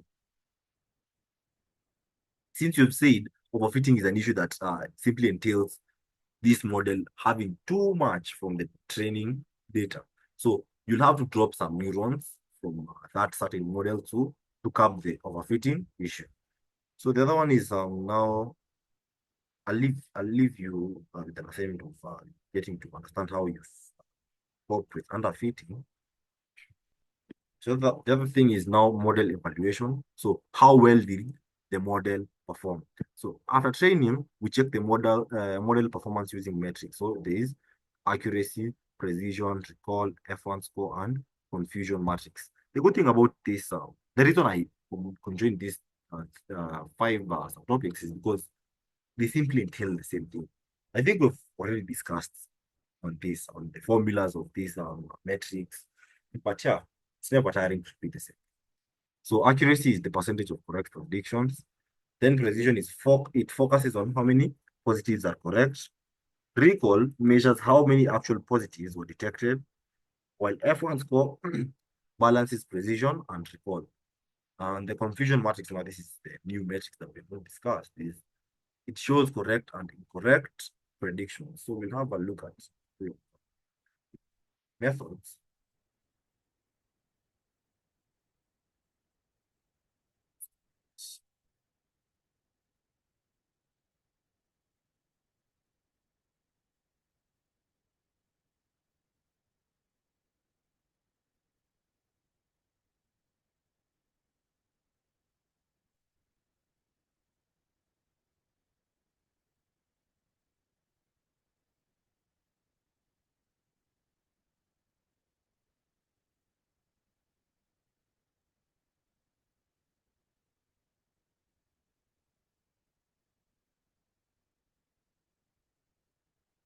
So from the metrics system in scikit-learn, we'll import accuracy score, classification reports, and confusion matrix. Then the Y predictive model. So we're going to predict it based off the X test data, which in this case is stated that the test data set is used for predicting while the training data set is used uh, training. So now the second step is now converting probabilities to binary level. So y pred is equals to y pred greater than 0.5, so greater than 50%. So we're going to print the accuracy based off accuracy score, the y test and the y pred, and then we're going to print classification report based off classification report class, both the y test and y pred, and then we're going to print the confusion matrix. So all of these are metrics that are used finding for evaluating a model. So the last metric is confusion matrix. So it will be based off the y test data set and then y prem data set. Yeah.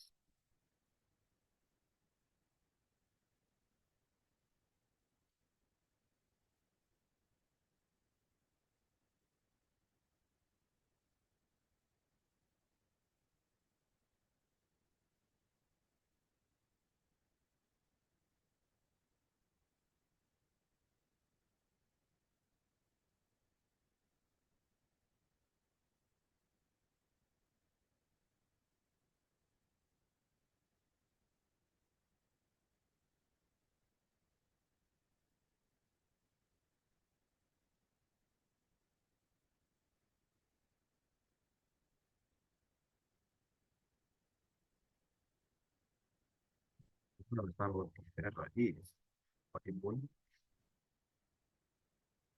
differentiate.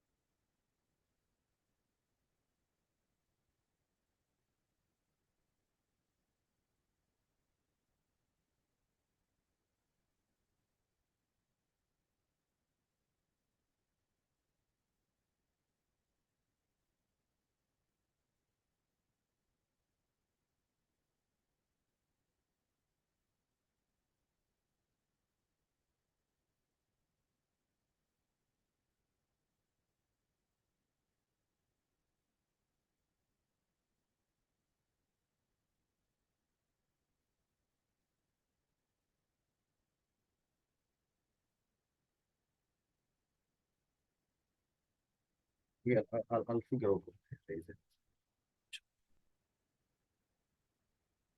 But I was simply trying to evaluate the model based off these three evaluating metrics based off accuracy, classification report, and fusion matrix.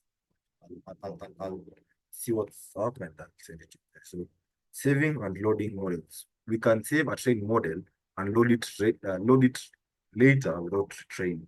So how you save a model is model to save, then to designated name, then to load the same model now, you just import load model, then declare a new variable called loaded model is equals to loaded model, or like same variable names. Loaded mod is equals to loaded model. Then use the same name that you saved. So loaded mod is equals to load model, which is function. This is a function. This is a variable name. So load model, load underscore model, then use the same name that you used while saving the model. So tuning neural networks, which simply means making the models work better, So once we build a neural network, we need to tune it to get the best performance. We do this by adjusting settings, which in this case is hyperparameters, preventing overfitting by regularization, which we checked on the last one, on the L1s and L2s, and optimizing training. So hyperparameter tuning. Hyperparameters are settings that we must manually choose before training a model.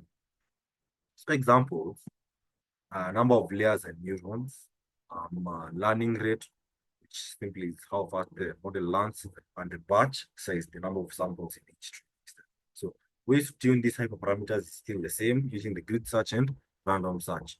So grid search tries every possible combination, while random search tries random combinations instead of all probabilities. So I think we already discussed syntax behind grid search hyperparameter, random hyperparameter. So Bayesian optimization uses past results to pick best values.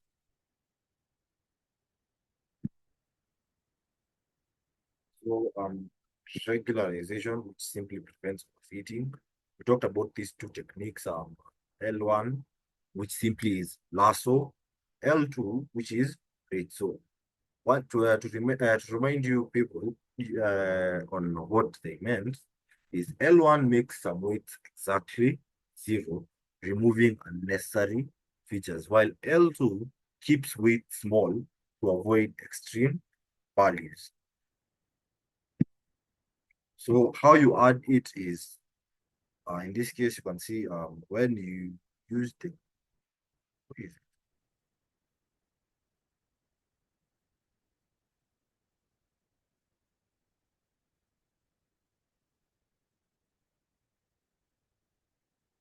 oh, okay, it is. So when you use the kernel regularizer, um, you will use the extension L1. Whereas when you're using the ridge as a regularization technique, you'll add L2 to your regularizer. And there's a third method to prevent on fitting, which is simply dropout. This is randomly turning off neurons. Deactivate some neurons randomly during training, which prevents the model from depending too much on specific neurons, which we have already discussed how dropout works. Give me a minute.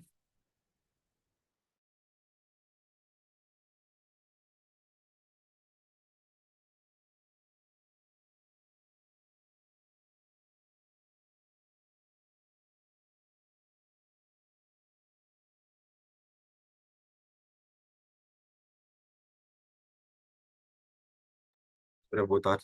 So as I was stating, we have already discussed dropout as a method of preventing overfitting. So it simply turns off neurons. Since overfitting, we stated it as having it depends too much on the data due to overfeeding. So when you randomly turn off neurons, the model is left with no option. So that curbs the overfitting issue. So there's early stopping and learning rates scheduling. So early stopping is it stops training when the performance stops improving. So you'll import this class from callbacks library in TensorFlow. So from TensorFlow, .keras.callbacks import early stopping. So early stop is equals to early stopping. Then monitor will monitor the results based of the validation loss data set. Then the patients will be at 5.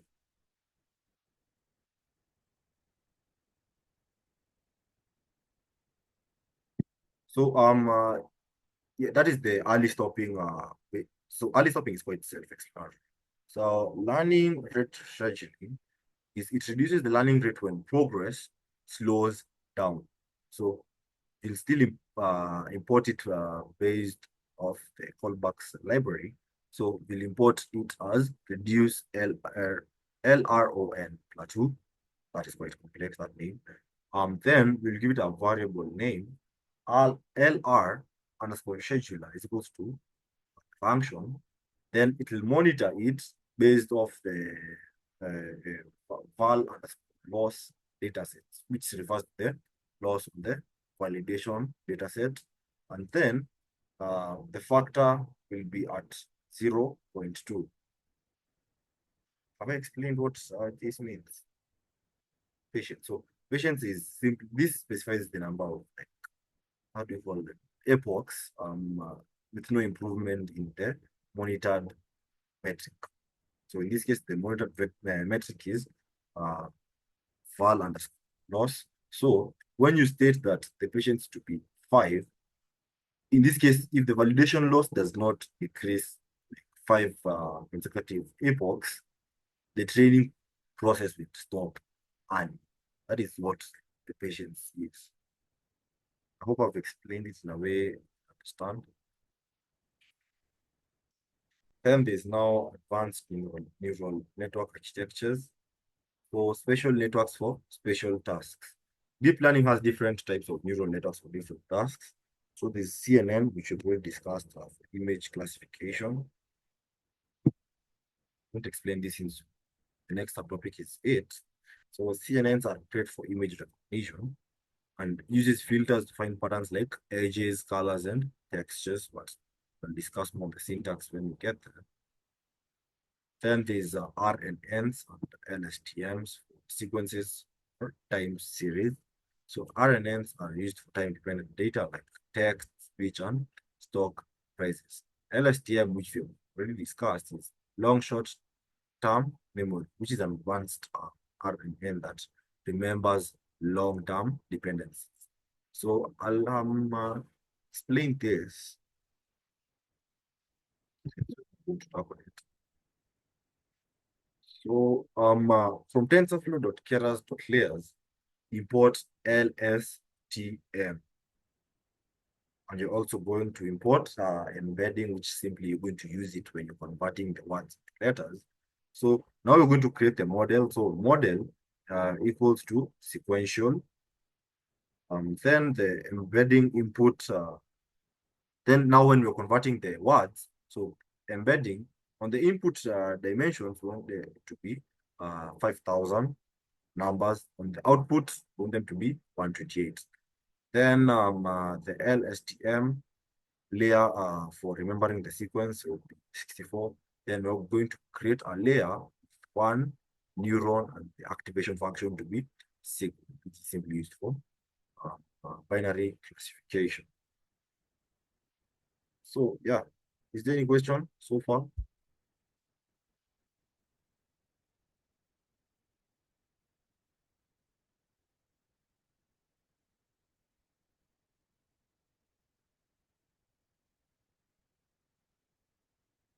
I think I just said. So on autoencoders, which are used for dimensionality reduction and denoising, uh, it compresses data and then reconstruct, which is useful for removing noise from image. So a simple autoencoder example is from TensorFlow.keras.layers import input. So and the input layer will give it a shape of 784. So it simply means it have 784 um, values that is the shape of input layer. Then on the encoded, we want to link this layer to the first layer. So on the encoded, we'll give it a layer of 32 neurons. The activation function to value and will be linked to the input layer. While the decoder will be linked now, the encoded, and you want the number of neurons to be 784 and the activation function to be sigma. In this case, it will be linked coded layer. So this mid layer, which in the other case we call them the hidden layers, in this case it compresses, while the outer layer now will reconstruct. So it will reduce the noise in the original data set. So there's the last form of neural network, which is GANs, generative pastoral networks, which are used for generating images. So it is used in deepfake technology, which creates new images. And in this case, I don't know if you've heard of what we call this company, Midjourney.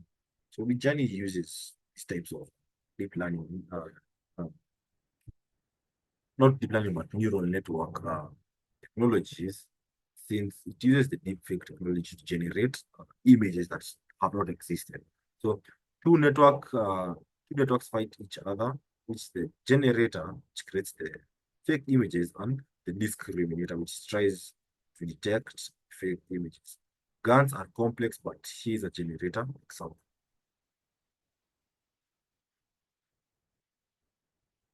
So from TensorFlow, Keras declares import leaky ReLU. So leaky ReLU is the class I'm going to use. Put it as a layer. So simply what this is it. So you've created now the generator as a sequential model.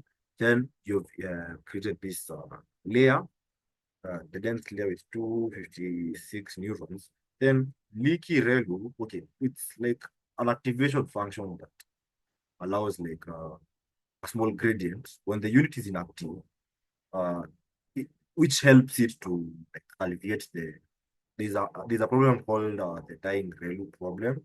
So leaky ReLU simply is now the function that it allows the gradients when the unit is inactive.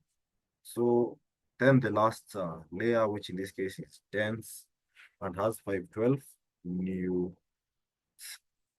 So now we're going to discuss on transfer learning, which uses pre-trained models for faster learning. What is transfer learning? So instead of training from scratch, we use a model that has already learned patterns, like recognizing shapes and edges. So this saves times and works even in small data sets.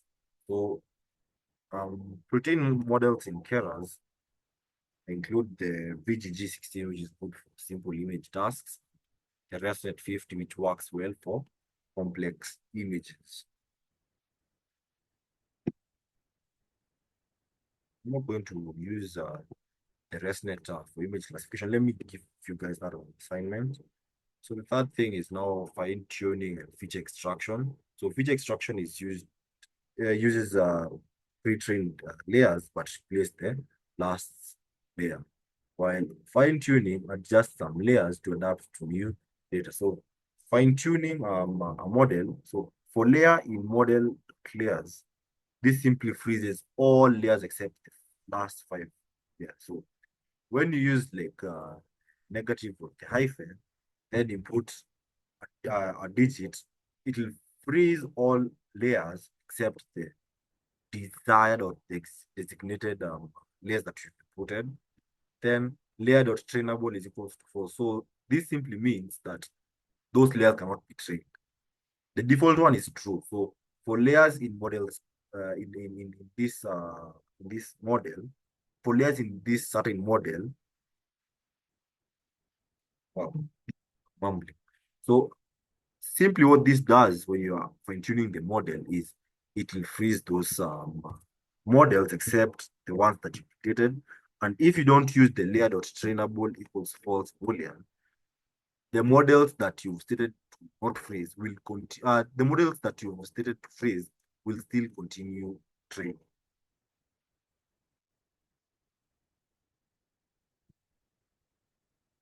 So simple feed-forward neural network using Keras. I don't know why we've repeated this same code over and over again, but I think we've already discussed it. I think we have already discussed that. So the final summary, tuning neural network. So you adjust hyperparameters, prevent overfitting, and use early stopping. And advanced architectures, CNNs for images, RNNs for sequences, and autoencoders for data compression. Then transfer learning, which use trained models like VGG16 and ResNet 50 to save time, and simple feed-forward neural networks, which is a basic neural network classification using Keras. So is there any questions so far? Okay, that's deep learning. So on CNNs and NLPs, will be quite fast since CNNs mainly contains code.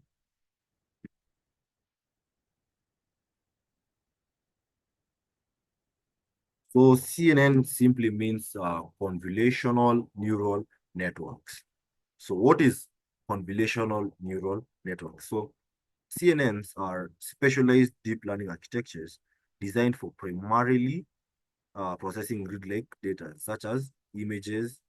Unlike traditional neural networks, CNNs uses convolutional operations to automatically and adaptively learn spatial hierarchies of features from input images.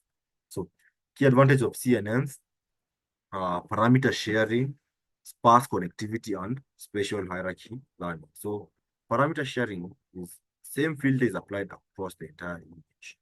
While sparse connectivity means each output value depends on only a small number of inputs, and spatial hierarchy learning is simply means automatically extract features at different levels of abstraction.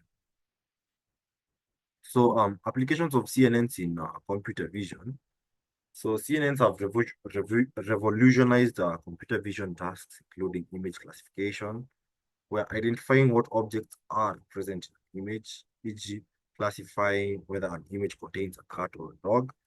Then there's object detection, which in this case is detecting and drawing, bounding boxes around people in photo. Then image segmentation, which is simply highlighting exactly which pixels belong to a person versus the background. Then there is face recognition, which is unlocking smartphones using facial recognition. And there's medical image analysis, which is identifying potential tumors in X-ray images. So CNN blocks and architecture. So how convolution works is a filter or a kernel, which we further on specify on the kernels that we want to use, slides across the input image. Then at each position, element-wise multiplication and summation is performed. This creates a feature map highlighting specific patterns, certain image. Yeah, in this case, it's image.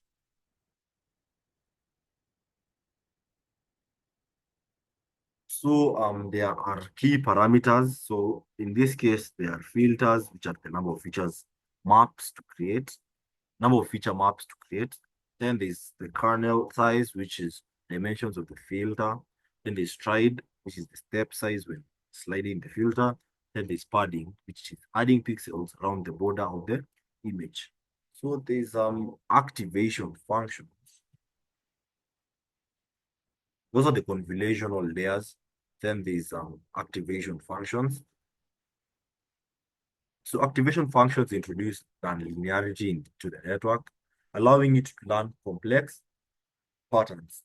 So common activation functions in CNNs are ReLU, which we have already seen, um, leaky ReLU, sigmoid, and softmax, which we said in sigmoid and softmax, it's used on the output layer. But the difference between them is sigmoid is used for binary classification, while softmax converts outputs for probability distribution. So this is the problem I was telling you guys about. So the reason we use the leaky rel function is because it helps prevent this problem, which is called the dying rel problem. So the other thing is now pooling layers. So pooling layers reduce the spatial dimensions of feature maps, decreasing computational load and providing some translation invariance. So types of pooling, there's max pooling, which takes the maximum value in each window and helps extract the most prominent feature. Then there's the other type of pooling is average pooling, which takes the average of values in each window, preserving more background information. So the key parameters here are pool size and stride. So pool size is the dimensions of the pooling window, and stride is the step size when sliding the window. Then the other one is fully connected layers. So after several convolutional and pooling layers, CNN typically includes one or more fully connected layers. So the purpose is to combine features learned by computational layers and perform high-level reasoning, map to final output classes. So in modern CNN architectures, fully connected layers often contain the majority of the model's parameters. Yeah. And the other thing is now dropout and batch normalization. So techniques to improve training stability and model generalization. So dropout, we talked what dropout entails. So simply dropout drops the number of neurons that are used and helps the overfitting issue. So batch normalization normalizes the output of a layer across the batch, which speeds up training significantly by reducing the internal covariate shifts. Discuss more that. Then makes networks less sensitive to initialization. So the other thing is now CNN architecture, which is net 5. So several landmark architectures have influenced the field. So in this case, it's net 1998.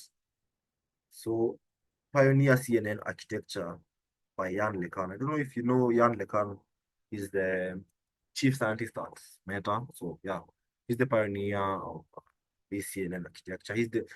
They called him the father of computer vision.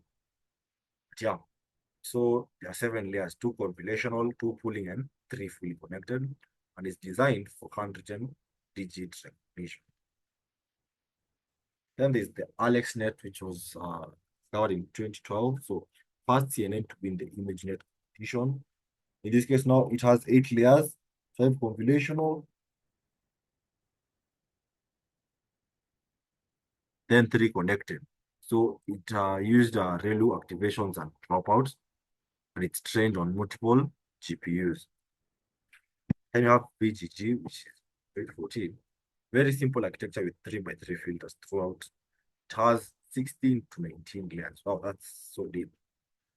Then we have Google Net Inception. So it introduced Inception modules with multiple filter sizes.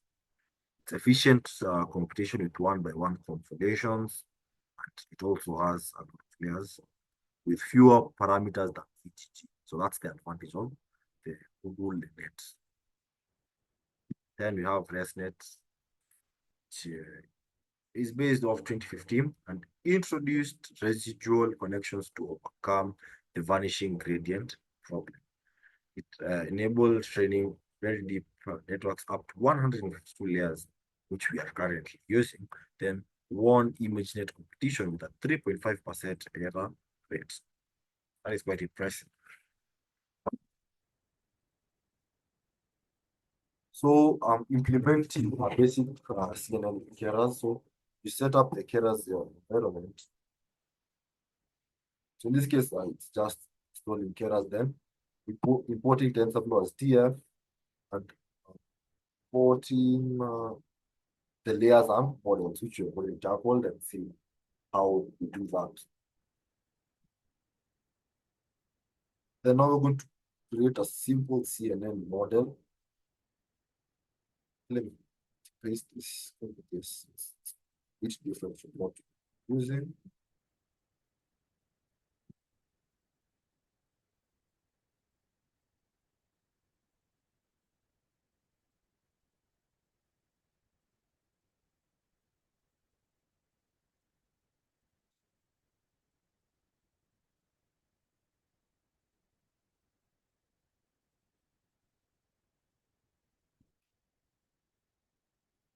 So in this case, now we are going to create 3 convolutional layers.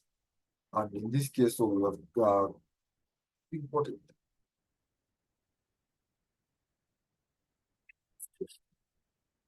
them and paste. Yeah, we have.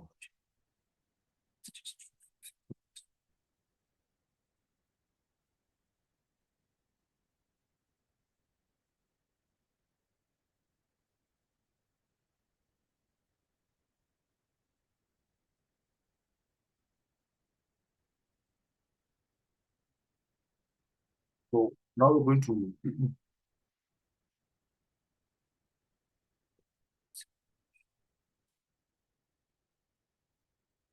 what is important on born on a larger scale. So when we define this layer right here, this model right here, since it is we've already imported it, but on a huge scope. So earlier we were doing TensorFlow.keras, then models, then come here.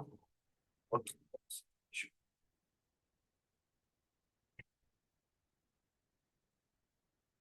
This is the same thing as doing what we've done. So this is models, then not use this extension. No, still the same thing. So we're creating a model for and this digital classification. So we're going to build the first layer. So we're going to add this layer.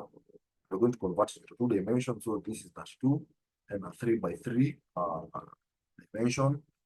Then we're going to use the activation function triangle. Then the input shape of this will be 28, and 1.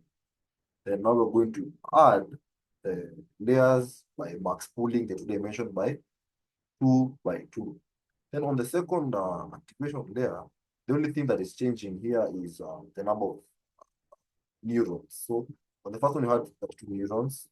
Then this one is 64 neurons, and the activation is still on. Then on the third layer, 64 neuron, and a 3 by 3, and activation is ready. So we're going to flatten and add fully connected layers. The method of flattening is as function. The function dot flatten. So model dot add layers dot flatten. Then model dot add layers dot dense. Then 64 neuron. Then the activation function is ready.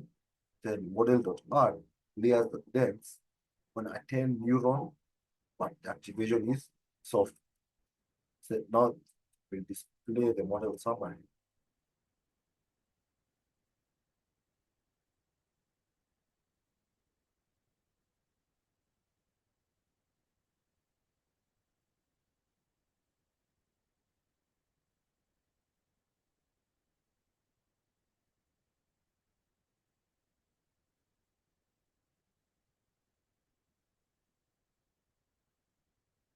This is the summary of model. You can see the layer type and the output shapes and the parameters. So the parameters are 10 to 64 kilobyte size and details 93,300 parameters. The trainable parameters are all trainable. That's it. And the untrainable parameters are 0.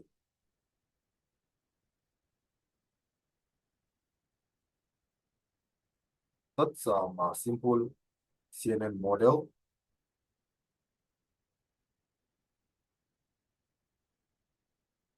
And now compiling and training the model. So before training model, you need to configure the learning process with file method.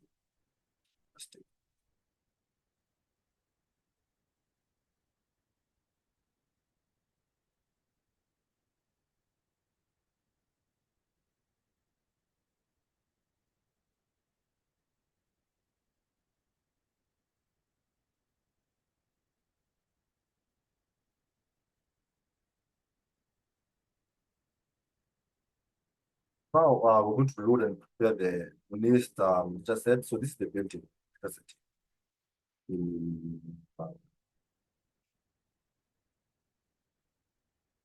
in TensorFlow. So we're going to load them based off train underscore image, then train underscore labels, and test underscore image and test underscore labels. Then we load the dataset list. Then now we're going to reshape and normalize the image. So the train images, we're going to reshape them as a float.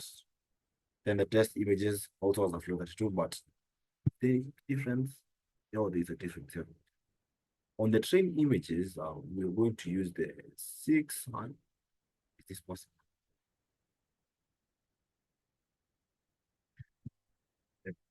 Give me a minute, I confirm something. Yeah.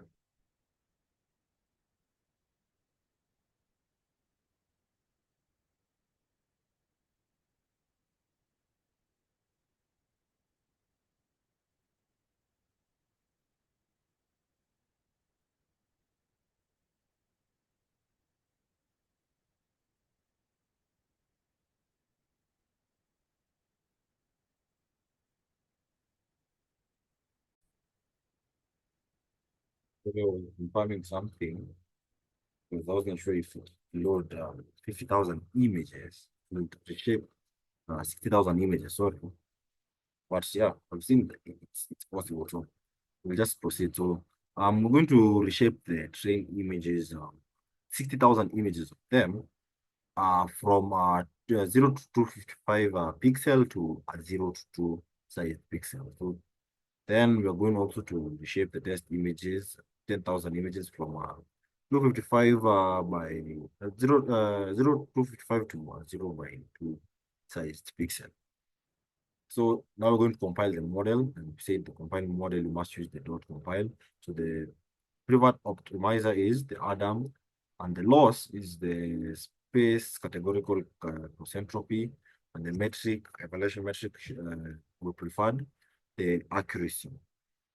We could have gone with F score if decided, but it's good accuracy. And now we're going to train the model.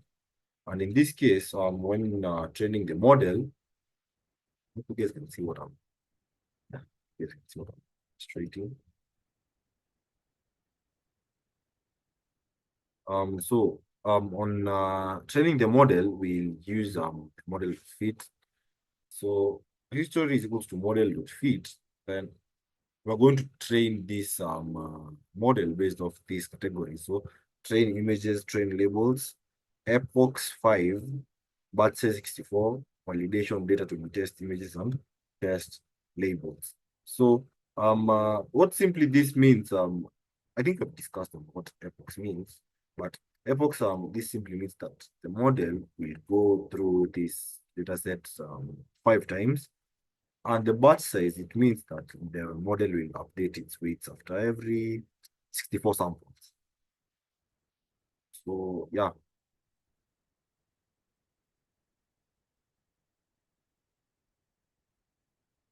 now this is what I was wondering, if it can be able to like load this all these pictures, then reshape them. Let's just wait. So we can proceed with something else.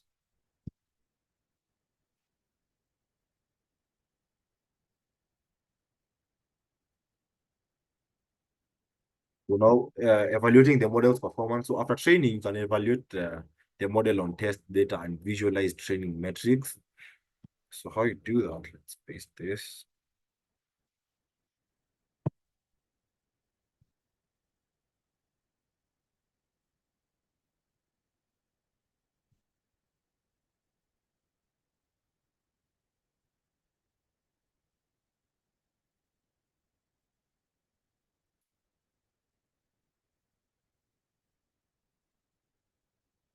Paste this will still downloading.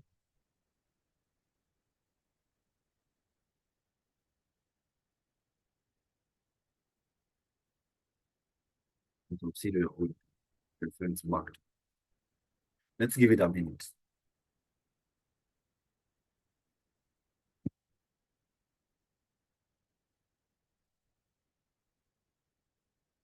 Actually, starting a new process. Let me pause the recording.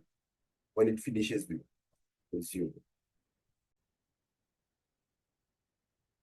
It has finished, and it has taken quite a time.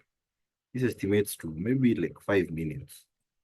So yeah, as we had stated, like an epoch is the number of times it goes through the data set. So in this case, we stated 5 times.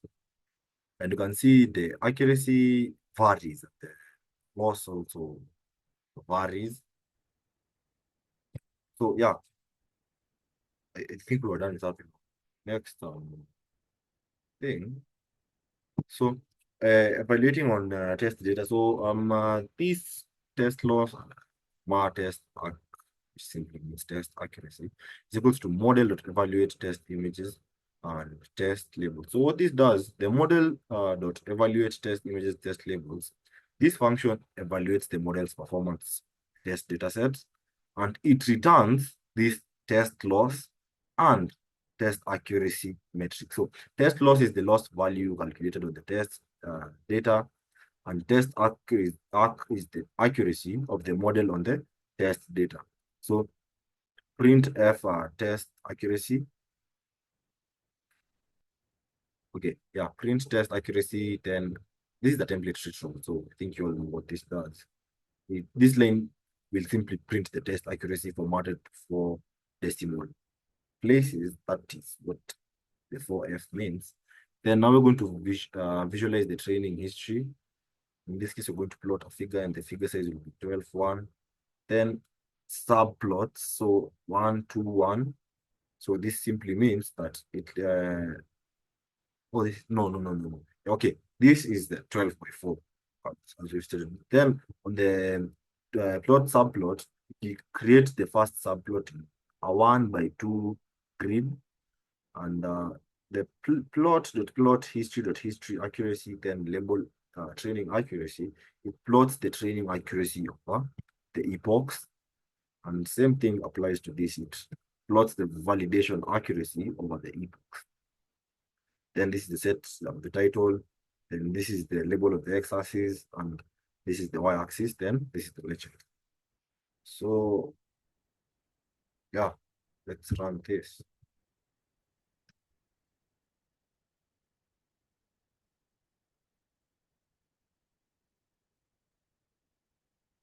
This is how it looks. So simply what that does, it evaluates the model's performance on the test data, and then visualizes the training and validation accuracy and loss over the epoch. So on this grid, you can see this is this subplot, you can see this is the accuracy against epoch, and on this grid, it's the loss against epoch. So this provides the insights into how well the model has learned and generalized from the training data. So the next thing is now tackle this. And so image preprocessing and data augmentation. So loading and preprocessing image datasets. So let's copy this and explain the syntax.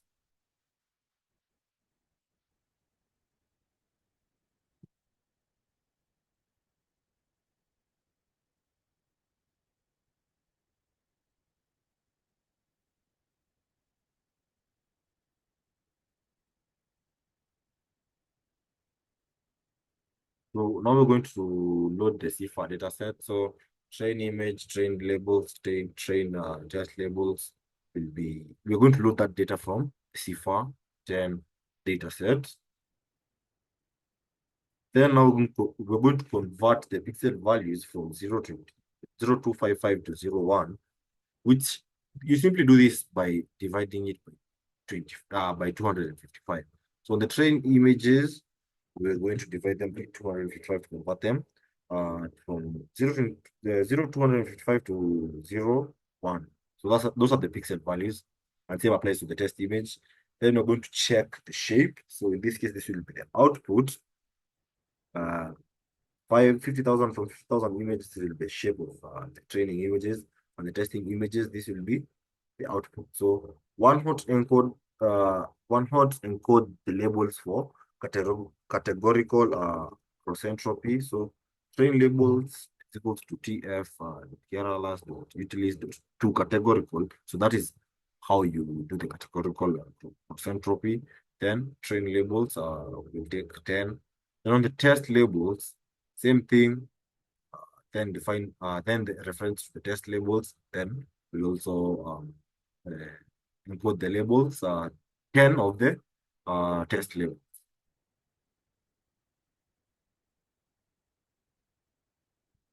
I really copied the right yeah. So training images shape. So you can see the output here is still this commented code right here, and the test image shape is the same thing that we have seen here. So we go to the next thing, which is now image normalization and resizing. So proper normalization and consistent sizing improves model trainings and performance. Okay.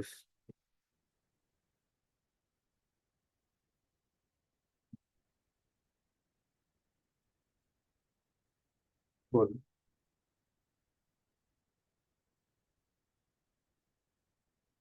So example of loading and resizing custom images. So we're going to import OS and also import the load image and image to array functions. So we're going to define the load and process image. So in this case, we're going to state that the image path. So this is the file path that the image needs to be loaded. Then the target size is the desired size to which the image will be resized. So the default is set to 244, 244, which is a common input size for many pre-trained models. Then inside the function, the new defined function, you can find the image, which in this case, image is supposed to load image path, then target size. So this line loads the image from the specified path and resizes it to the target size. Then this image underscore array is equals to image to array I and G. What this does is this converted the loaded image into an NumPy array, which is a formatted suitable for input into the neural networks. Then now we have this, the expands dimensions for batch. So what this does is it adds an extra dimension to the array so that it matches the input shape expected by this model. So neural networks typically expect input in the shape, batch size, then height, then width, then channel. So here the batch size is 1. Then on the normalize, this normalizes the pixel values to the range 0, 1, 0 to 1.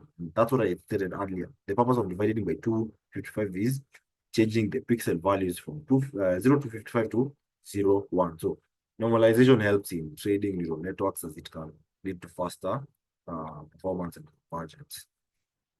So with this will return now the processed image array, and it will be used as input for the neural network model.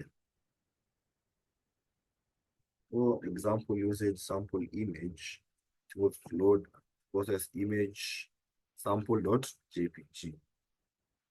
Okay, I won't drop down the image, but simply you'll just declare your file path. Then the purpose of importing the OS is it will read your system, then you declare the file path, then you come and do all these steps.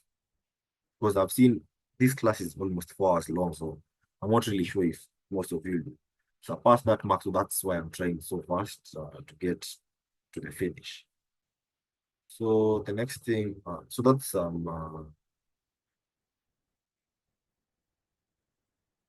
yeah, we've tackled image normalization and resizing. So now we are on data augmentation techniques.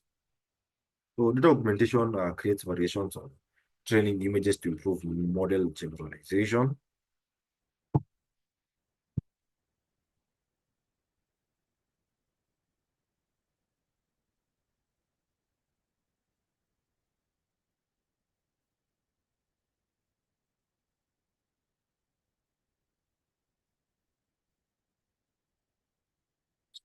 This then explain what's happening here. So now the first thing we've done is imported the data generator. Then we're going to create a data generator with augmentation. So data gen is equals to image data generator, which is what we imported right here. So this is the class. What simply image data generator is, this is the class that is used to generate by batches of like tensor image data, real-time data augmentation. So the only thing that we can see here is there anything new? Okay, but I'll still explain. So rotation range is it will randomly rotate images by up to 15 degrees. The width shift range 0.1 is it shift images horizontally by 10%. The height shift range randomly shifts images vertically by 10%. Horizontal flip is equals to is it randomly flips images horizontally. Then zoom range is randomly zooms in by 10%. Then fill mode nearest. This is the strategy for filling newly created pixels. So we're going to visualize the augmented images. So we're going to create a new function called visualize augmentation. And in this case, we're going to pass the image, detergent, and the number of samples to be 5. So image is equals to NP. Have we imported numpy here?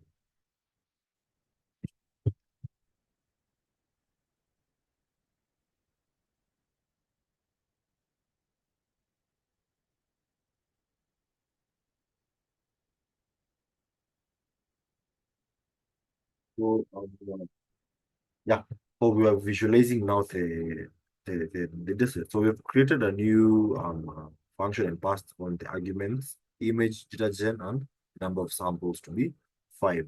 So to add the batch dimension, we have gone to we've created a new function called expand underscore dims, and in this case it expands this image dimensions. So we are going to now plot the figure, and in this case it will be 15 by 3 inch dimension.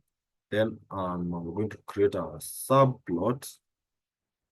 So yeah, we're going to create one subplot, and the number of samples will be +1. Then we're going to uh, this now will display the augmented images. Then something else. So the plot axis, we've set it to 0. So for batch in detergent.flow, then pass the argument image, and the batch is equals to 0, I plus 1. So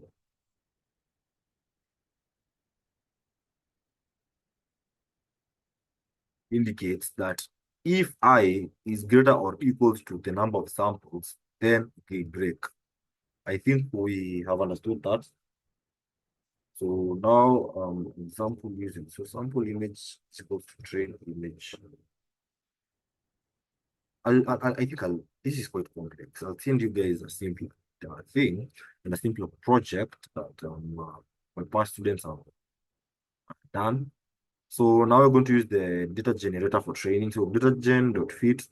Uh, Now in this case we are training the train images. Then we're going to train the model based off the datagen.flow, which we saw up there. Then the steps per epoch is equals to length train images divided, not divided by 2. Then the epochs will be 10. Then the validation data will be the test images, then test labels.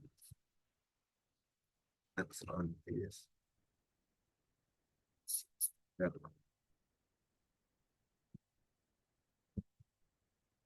Okay, keep on running this here. I think I'll just use some better illustration. So pardon me for that. I'll just change the example that is on our notes.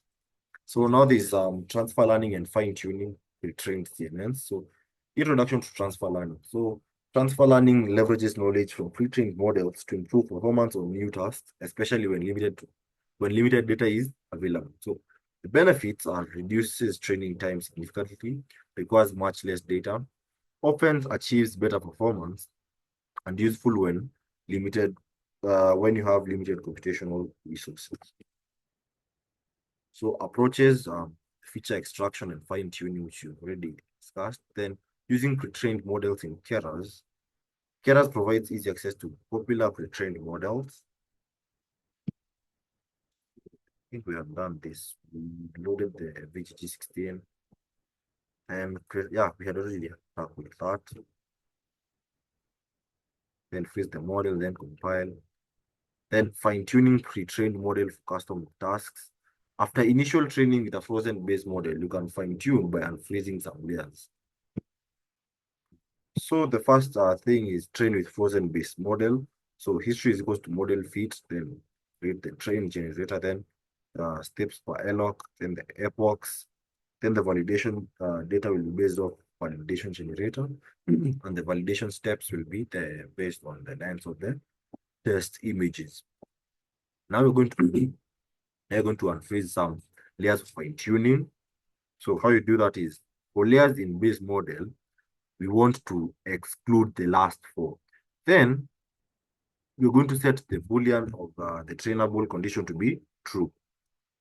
That's how you unfreeze it. Then use a lower learning rate for fine tuning. So model.compile, then the optimizer will be what Adam, then the learning rate. So in this case, it will be 1 point something, something. So this lowers the learning rates. Then the loss will use the categorical entropy technique. Then the metrics will use the accuracy technique. So to continue training now, we're going to set the history find variable. Then we're going to use now train this model based on the train generator steps per epoch. Then set the number of epochs to 5. So this is the numbers that it's going to run through the data set. Then the validation data is equals to validation generator. I think this last example, I'll leave it up for you guys to look it up since it's an example. So what I'll do, I'll actually change a couple of things here of examples and simplify and clarify what this means and what this does. And yeah, I think it should be a good deal there. So on NLP, I'll just send you a recording since if I continue recording, it will pass the 5 hour mark. And I don't think most of you will have a listen to it. But yeah, that is simply it. And I'll send you the outline on the project. And it's been a great time that I've spent with you guys for the last 2 months, probably. And yeah, so I'll send you an outline on how you do the project and how you submit it. So yeah, I'll send this link, the link to this recording session to our next virtual platform. Then I'll add a new event called NLP where I'll add a prior NLP session, which will be easier. Because as per now, I'm like so fatigued. And yeah, I'll send you an outline on what you're supposed to do on your project. So guys, have a fantastic time. And yeah, if you have any questions, you just hit me up. My DMs are open. If you have any question, you just hit me up, then we'll solve that problem. Yeah, have a fantastic time. Yeah.